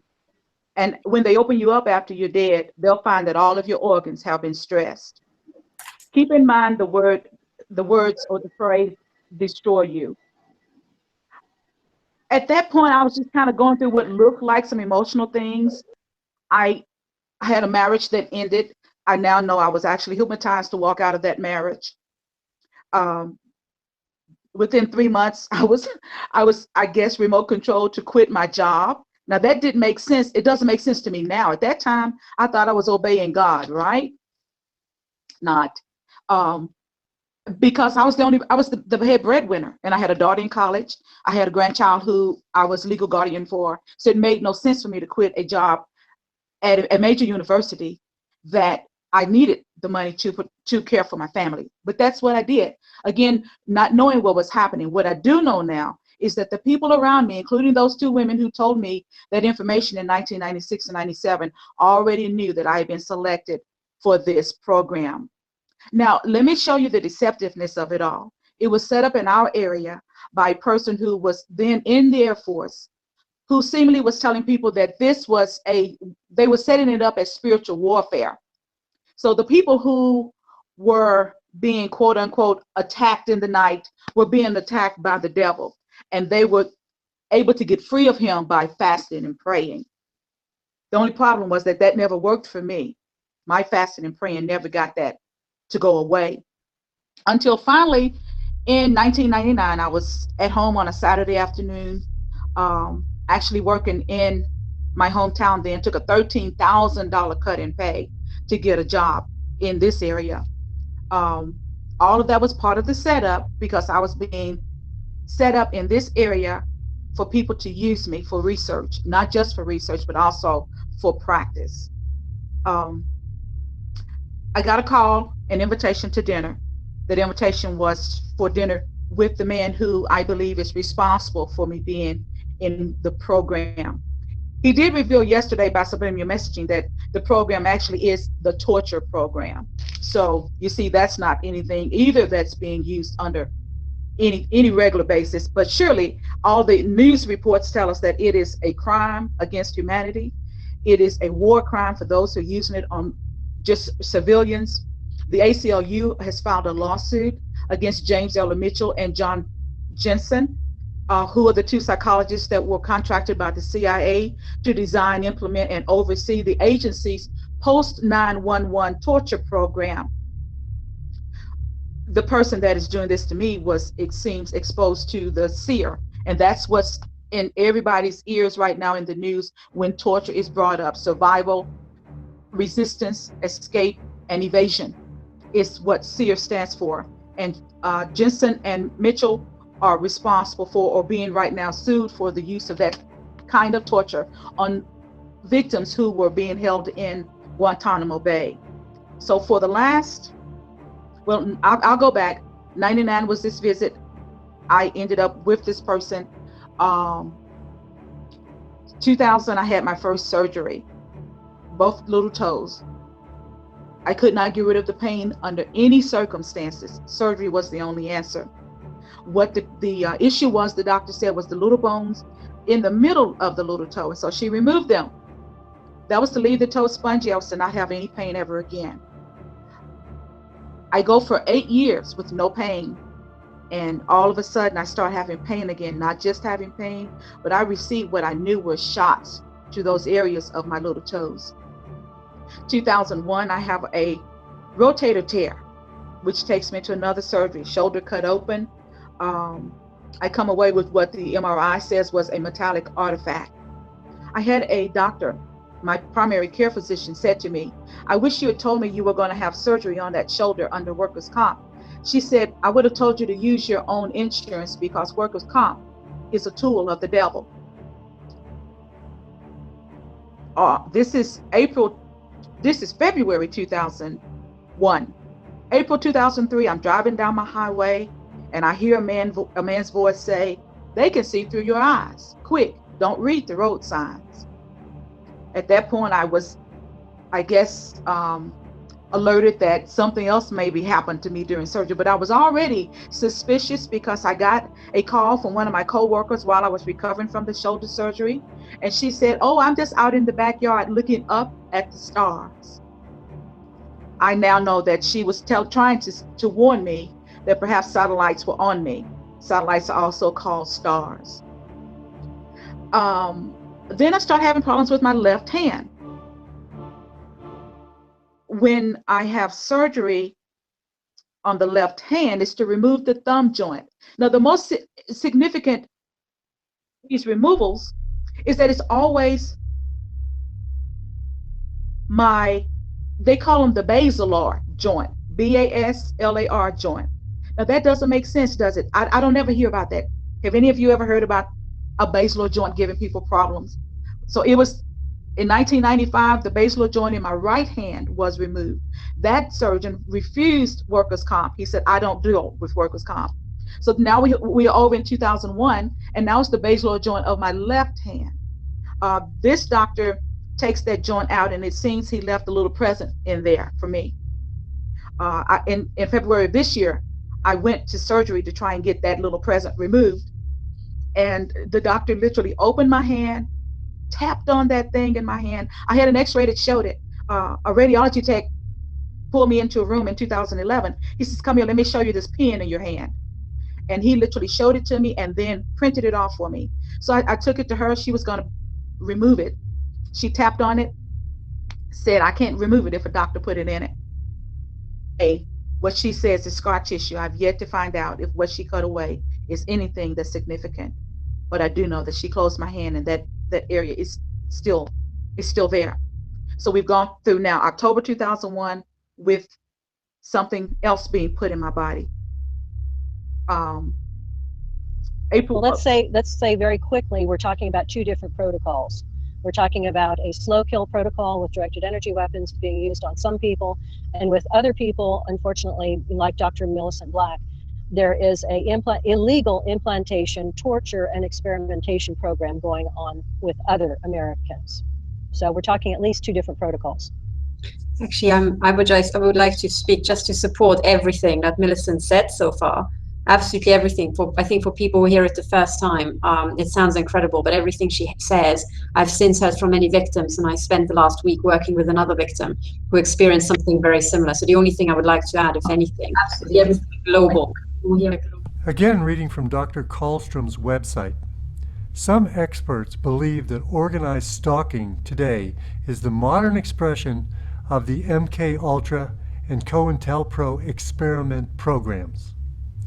Others conclude that it is a vast weapon system now being secretly tested and refined through experimentation and deployed worldwide. Others warn that these programs have the potential to produce a global depopulation holocaust, a worldwide fascist slave state, and/or a world in which cyborgs replace human beings. Others trace responsibility for these programs ultimately to the, quote, cult, secret military intelligence programs, and the satanic Illuminati bloodline families who rule the nations. Even so, probably millions of targeted individuals all over the world are fighting for their very survival.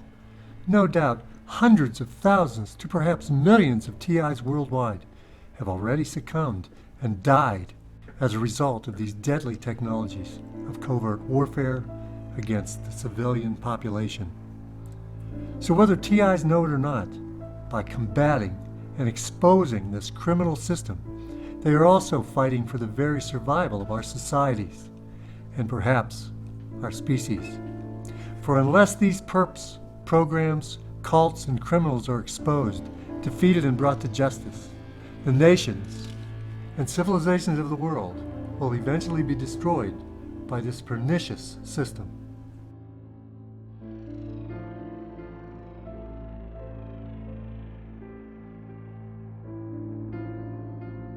This final torture program involves you. Again, according to Dr. Karlstrom, rather than thinking of psychopaths as mentally ill, it may be more accurate to consider them a separate subspecies of the human race.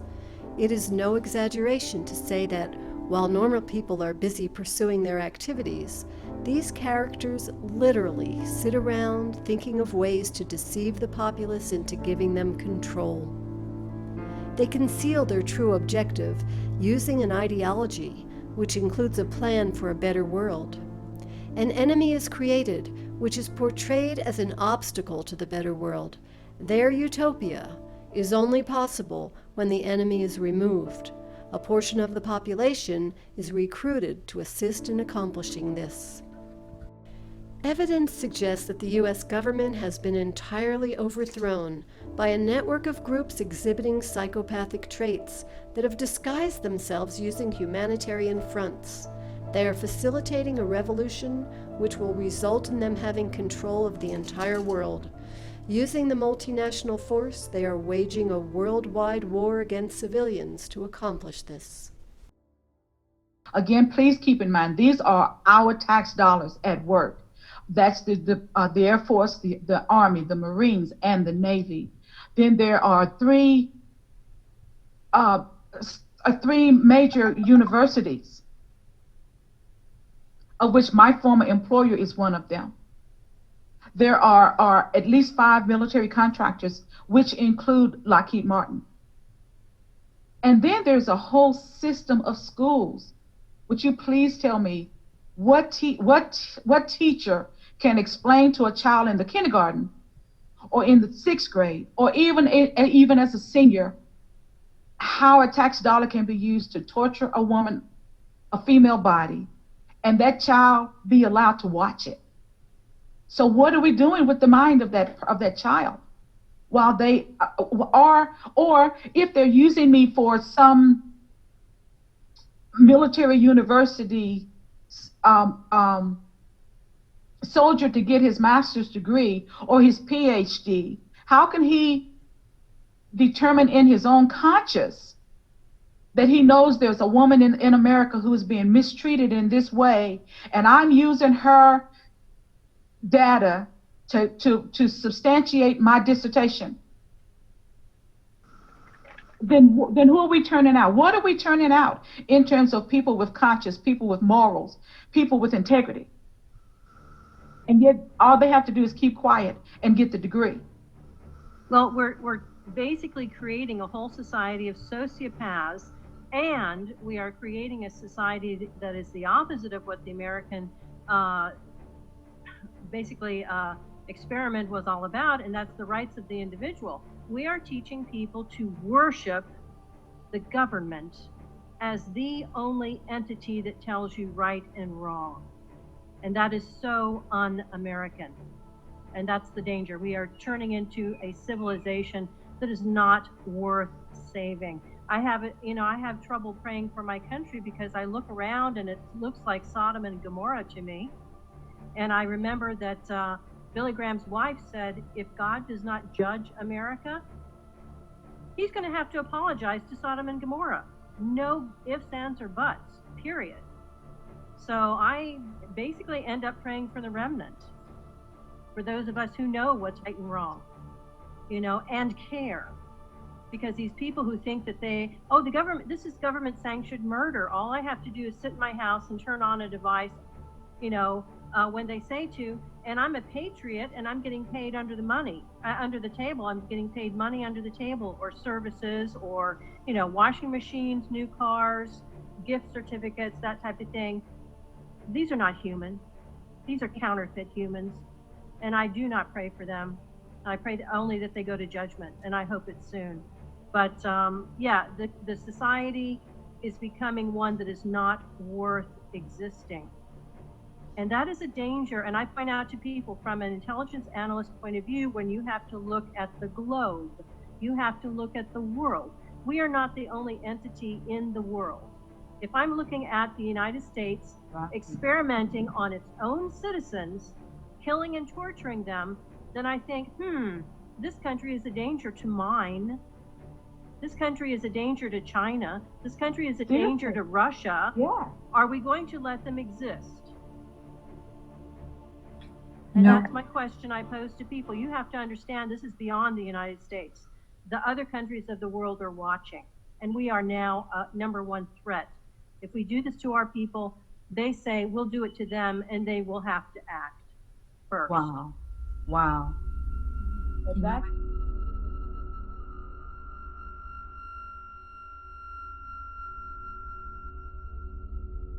say increasingly critical are human limitations and human downsides. Humans are too large, humans are too heavy, too tender, humans are too slow, both physically and mentally, and we require huge logistical trains, meaning we cost way too much money to maintain, and humans have rapidly decreasing to negative value. Can you even believe this? I mean, you're hearing this, and it's got to be rather shocking coming off of a NASA website, particularly when some of the agencies that are involved are the U.S. Air Force, DARPA, the CIA, the FBI, Southern Command, Atlantic Command, Australian Department of Defense, and other agencies. This is the corporation's agencies. We are USA Inc. We're no longer under a constitution as proclaimed in the Iron Mountain Report, which everyone should read on stopthecrime.net. You can download it not only as the document, but you can watch the documentary, which I highly recommend. You will see how the stealth and deceptive incrementally positioned attacks upon the Constitution have rendered us now a corporation, and we no longer have a legitimate government. We are being controlled by corporations and banks that are posing as a legitimate government, and they're not. We wouldn't have a legitimate government with the war machine stating what they were going to do on the continental United States to all the people. And this is not just in the United States. This is a global planned attack and assault with technologies beyond most people's comprehension. Everyone is buying books and ammunition, guns and ammunition, and they don't realize that the beam weapons, for example, on page 45, beam weapons increasingly prevalent. This is how they're going to attack. They talk also about, on page 9, this is very interesting and horrifying. Humans have taken over and vastly shortened evolution. They're going to direct evolution. They believe, the bankers, the global elites, believe that they have accomplished immortality. And they're doing that, again, keeping in mind that this entire document is about robots, cyborgs, and humans. They've already mapped our brains. We've just recently heard that they can transfer a human brain into machinery. So whenever they tell us that this is a new scientific discovery, we know it's been decades and decades prior to us ever finding out about these things. And they also talk about microdust as a weapon. They say that this micron-sized mechanized dust, which is distributed as an aerosol and inhaled into the lungs, the dust mechanically bores into the lung tissue and executes various pathological missions. They say it's a completely new type of warfare, and it is legal. It's legal. This is what they're going to do to all the humans on the face of this planet. It's all legal. And then they talk about how the use of frequencies will be used in warfare.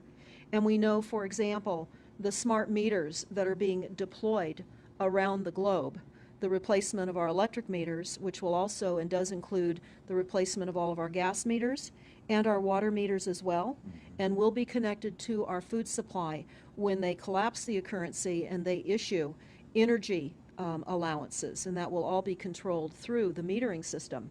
But they talk about the use of low frequencies, microwave frequencies, and they mention in this NASA document the U.S. Army report.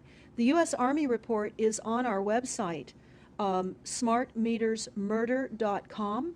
It's about a 20-page Army document that talks about the use of frequencies to target the enemy. We're the enemy.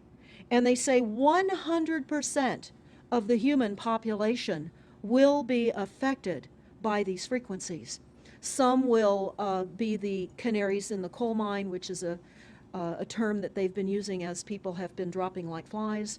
People are experiencing all kinds of health maladies. Generally, it starts with ringing of the ears, heart palpitations, skin rashes, inability to sleep through the night. And what they're doing is they're jamming our immune systems with these frequencies. It all lines up. Everything lines up. You connect the dots. You see the NASA war document. Not only does it talk about the effects of frequencies and how it will be used, they acknowledge that it will interfere with our performance, that it will cause seizures. They acknowledge this in this document. It is no longer a debate about smart meters. We don't need any more scientists or doctors saying people are getting sick. This is the intention. So we have to stop looking for more verifiable proof that people are becoming sick. This is the goal. This is the absolute goal. It's incarceration, it is enslavement, and it is depopulation. And it is massive mind control. The frequencies have multiple purposes. The Silent Weapons Quiet Wars document, it's a 41-page document. It's on our website. This lays out, it's an operations, research, and technical manual. This document was the 1954 Bilderberg policy at the first Bilderberg meeting. And this laid out the strategy to control the human population. And again, I can't stress enough that everyone should read this, because they talk about how they talk about that this document should not be released to the people because it is a declaration of war. You can't keep fighting fires. You have to go after the arsonists, and that's what you're pointing out, is the people that are responsible. And everything we see out there, what they're spraying and why are they spraying, nobody's talking about the conspiracy itself. This is a war against the people, and this, you've got a hold of those specific people, and that's why that's valuable. They're killing us. That's exactly right. And this is their war plan. This is the war plan. So we have to go to the war plan. This is only 41 pages. You take out the diagrams and you've got 36 pages. And it's not hard to read. They say that it's the silent weapon technology has evolved from operations research, a strategic and tactical developed under the military management in England during World War II. The original purpose of this research was to study strategic and tactical problems of air and land defense with objective effectiveness used in initiated military resources against foreign enemies. And they go on to talk about how they came across technologies that they had. Oh, in 1952, the grant period terminated, and the high-level meeting of the elite was held to determine the next phase of the social operations research. The Harvard project had been very fruitful, as is borne out by the publication of some of the results in 1953, suggesting the feasibility of economic engineering, studies of structure of the American economy. And they talk about how it was engineered in the last half of the 1940s. The new quiet war machine stood, so to speak, in sparkling gold-plated hardware on the showroom floor by 1954. So this document talks about a combination of irresistible attacks upon humanity and how they will control humanity. Politically, they talk about how they set up the political system right and left so that we would feel our grievances were aired and our frustrations could come out. But the bankers were behind everyone who was elected, and they laugh at us. They laugh at us. The very, very last, and I'll go to this right now because we'll come back to the document itself, but the very last statement in this document, it says, Factor 6, cattle. Those who will not use their brains are no better off than those who have no brains. And so this mindless school of jellyfish, father, mother, son, and daughter, become useful beasts of burden, or trainers of the same. So what they say in this document is they will dole out poisonous foods. It's not what we need, but it's what we want. And those that decide to eat these foods will have the consequences of that. They tell us how they set up all the social engineering, how they devise the family, how they crumble the family, how they set up the war machine, how they influence thinking in the family unit to allow the family to give up their children to war for a rich man's fodder. It's a document that discusses the artificial womb. They believe that people need to feel protected, and that the elites are going to serve as the womb for protection of the people, that they'll have a place to take cover and hide from the reality of life, because we just are not capable of managing the reality of life. So they will set up that artificial womb. It says, the objective of these artificial wombs is to provide a stable environment for both stable and unstable activity, to provide a shelter for the evolutionary process of growth and maturity. Survival, to provide security for freedom, and to provide defensive protection for offensive activity. And they say that from the time a person leaves its mother's womb, in every effort is directed towards building, maintaining, and withdrawing into artificial wombs various sorts of substitute protective devices or shells. So they set themselves up to protect us, to keep us crippled, to numb us down with foods so that our pineal gland is interfered with. We're never able to reach our higher consciousness. And right now, the massive fluoridation across the United States is to collapse the ability for us to think. They're shutting us down right now. Do you think revolution would be necessary at some point, or could it change without that? What do you think? Well, I think we need a revelation, not a revolution. A revolution would only bring in martial law, in the opinion of what we are looking at, would bring in martial law. It would also allow people to be targeted with the weaponry that they cannot wait to roll out on us. You add the drones, you add the microdust, you add in the beam weapons that they tell us they have. All the documents, the Iron Mountain document, even the NASA war document, talks about there are too many people using too much stuff, and the Earth cannot support this. And they've come up with the fear-based scientific fraudulent information that people are now accepting. They're rewriting history and they're rewriting science with the idea that people are using too much resources. We have to reduce CO2 and reduce our greenhouse gas emissions.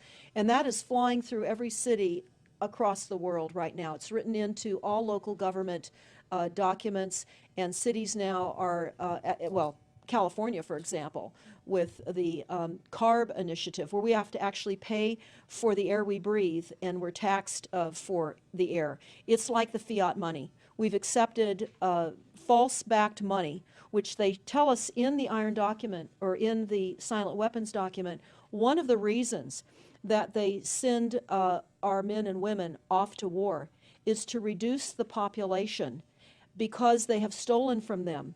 They've taken real labor service in exchange for illegitimate false fiat money. So they have to eliminate the creditors. That's another aspect of war, is to reduce the creditors. But it's all based on the false pollution that is not false. They've created the pollution.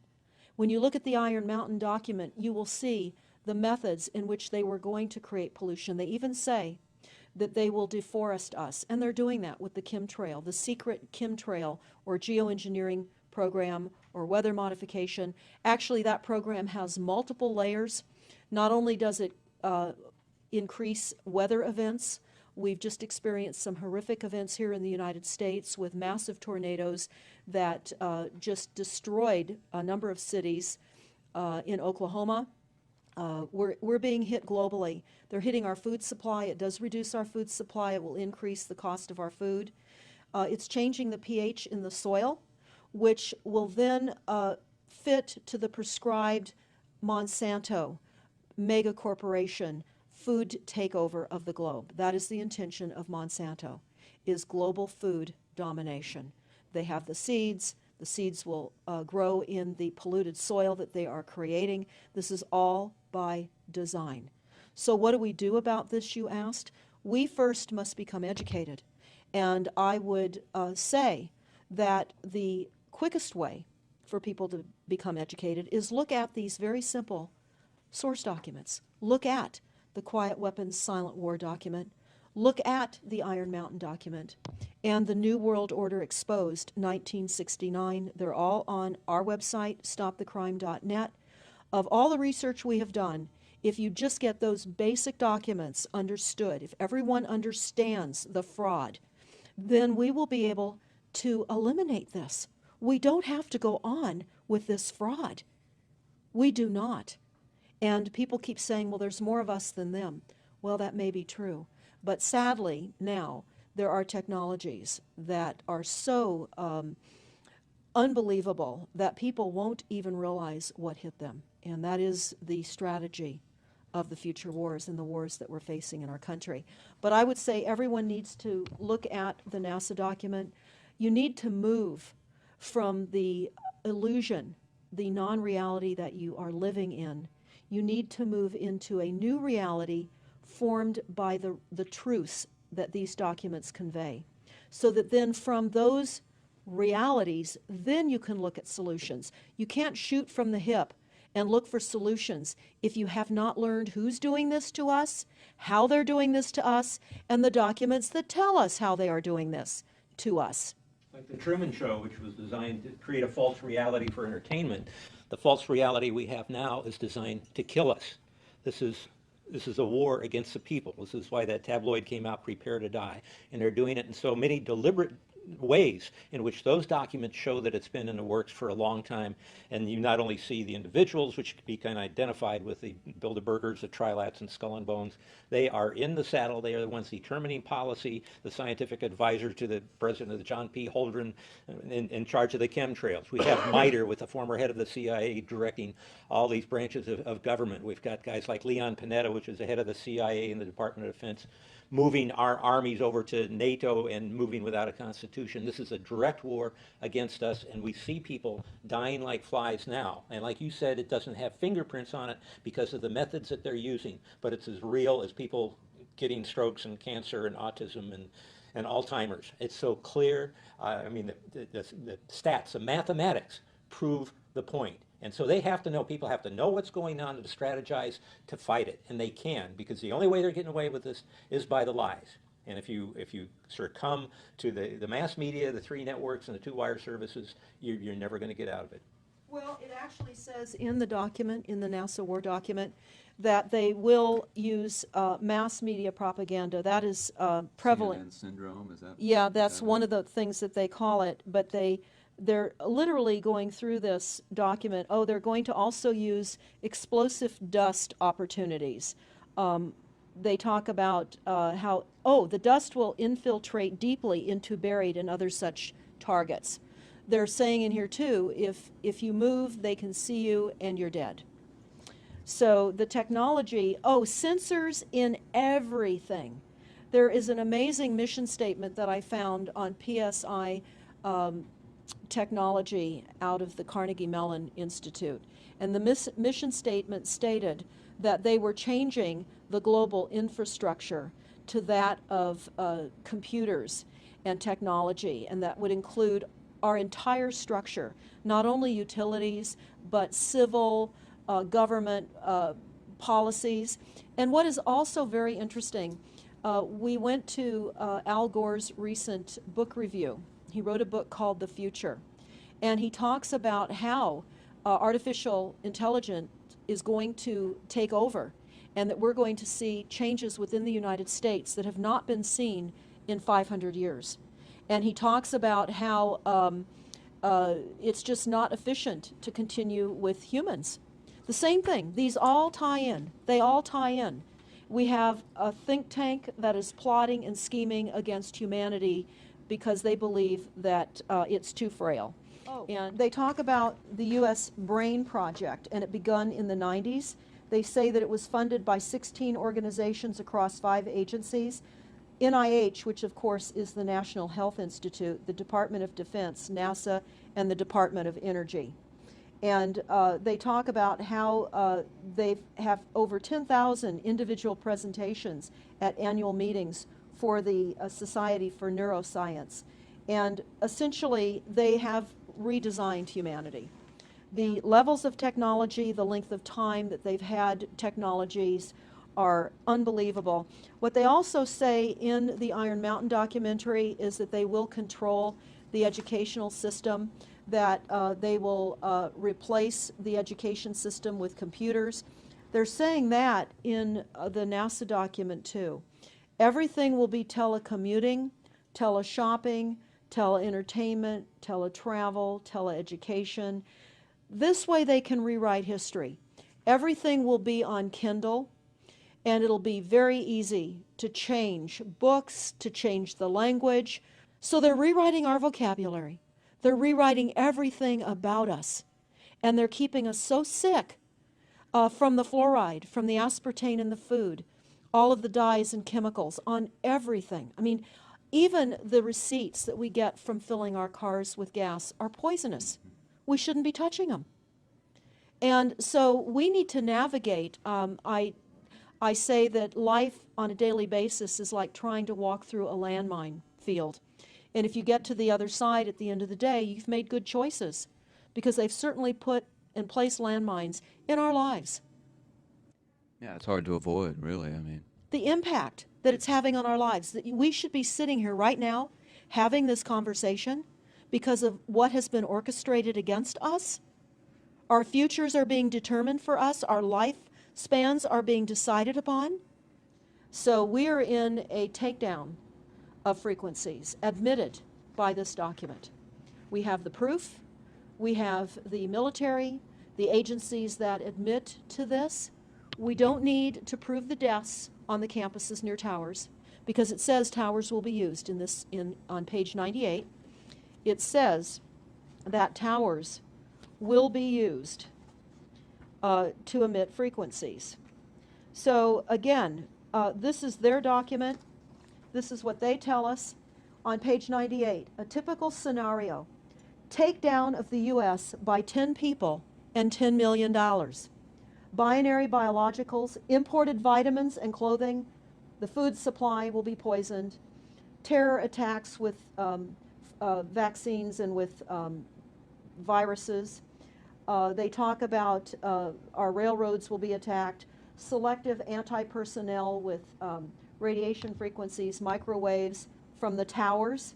The water supply will be contaminated via intercontinental unmanned vehicles, accompanied by serious psy-war, and that's the CNN syndrome. So they're telling us here how easy it would be to take down the United States with these new technologies. We've got to expose this. And what it said, which was quite shocking, on page 93, it said, capture, torture Americans in living color on prime time. And that is an unbelievable statement. There's a channel that was called Daddy05, and it has over 760,000 subscribers. That's, gosh, a lot of subscribers, right? You know, they're on their way to 1 million subscribers. Their entire show had to do with pranking their children on tape. And I guess people say at first the pranks were normal or something, but as the channel continued, these things became very abusive. And I'm not going to play a bunch of the footage. I will play a few clips really quick. But we're talking about things like slamming your kid into a bookshelf. What the fuck? What did you do? What the fuck? I didn't do that. What the hell is that? I didn't do that. You tell me what you did. I swear to God, I didn't do that. Jody, call over your carpet. I didn't do that. I swear. Cody. I didn't do it. You're taking it. You're fucking lying again. You did everything. We didn't do this. Yes, you did. Stop. Yes, you did. It's just a prank, bruh. I hate him. No. No, get out of my chair. If we look past the screaming and cursing at the kids, there's also the physical element. Not just between some of the kids, which people would say, oh, you know, that's just families. In a video they called Tablet Destruction Prank, at one point the dad pushes Cody. That sends him face first into a bookshelf, and then we see later in the video his pillow is covered with blood. He has a bloody nose not only because his dad decided to make this video, but because he pushed him. Although the father's defense is that it wasn't actually blood, it was red ink. Or setting your kids up by playing a game where they have to flip a bottle of water and make it land face up on a table, and if they don't do it right, another kid gets to slap them in the face in front of the camera. Hard. And you know you don't hit girls. Yeah, but she's your sister, she don't count. Oh my God! You ever clicked on a link and then immediately regretted it? Now imagine a YouTube channel where instead of pets being tortured, it's children. That's Daddy of 5, the child abuse comedy channel, and boy is it popular. In one video, the little girl is screaming about how she wants to go home to her actual mother, which he edited out the words home. You can clearly tell he's cutting the audio. You guys are making everything horrible for me. Emma, what the hell are you talking about? She says everybody's making everything horrible for me. I want to go home. What the hell are you talking about? You should be grateful to get this abuse from us. It's my house. Everyone's freaking brother. Stop at me. It's funny. Now we hear Cody saying it's funny. She's crying. He says it's funny because he has learned that evil equals entertainment. And he's laughing about how she's so upset her brain doesn't work anymore. I got her so damn pissed off. Her brain ain't even working. She got so damn pissed off. She ain't even working. Her brain ain't even working. That's trauma. That's psychologically traumatizing small children for profit on YouTube, who totally... In the final analysis, the ruling psychopath class would like us to go way beyond tolerating torture, where we are now, and move to a state of embracing torture as a necessary part of society.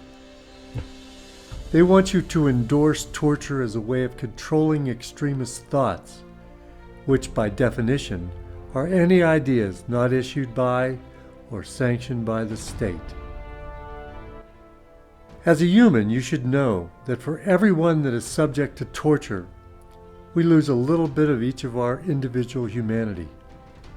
For every program that is actively underway, torturing innocents on our behalf, our species drops into an increasing state of dehumanization. A dehumanization from which collectively we may never be able to return. Through torture, the psychopaths are devolving human consciousness to a point where we can no longer embrace the notions of love, caring, and compassion, and must sink into a state detached from feelings, ethics, morality, and right action, into a degenerated state of blind, machine-like existence. From this presentation, you now know what's going on around you, to your neighbors, and soon to you.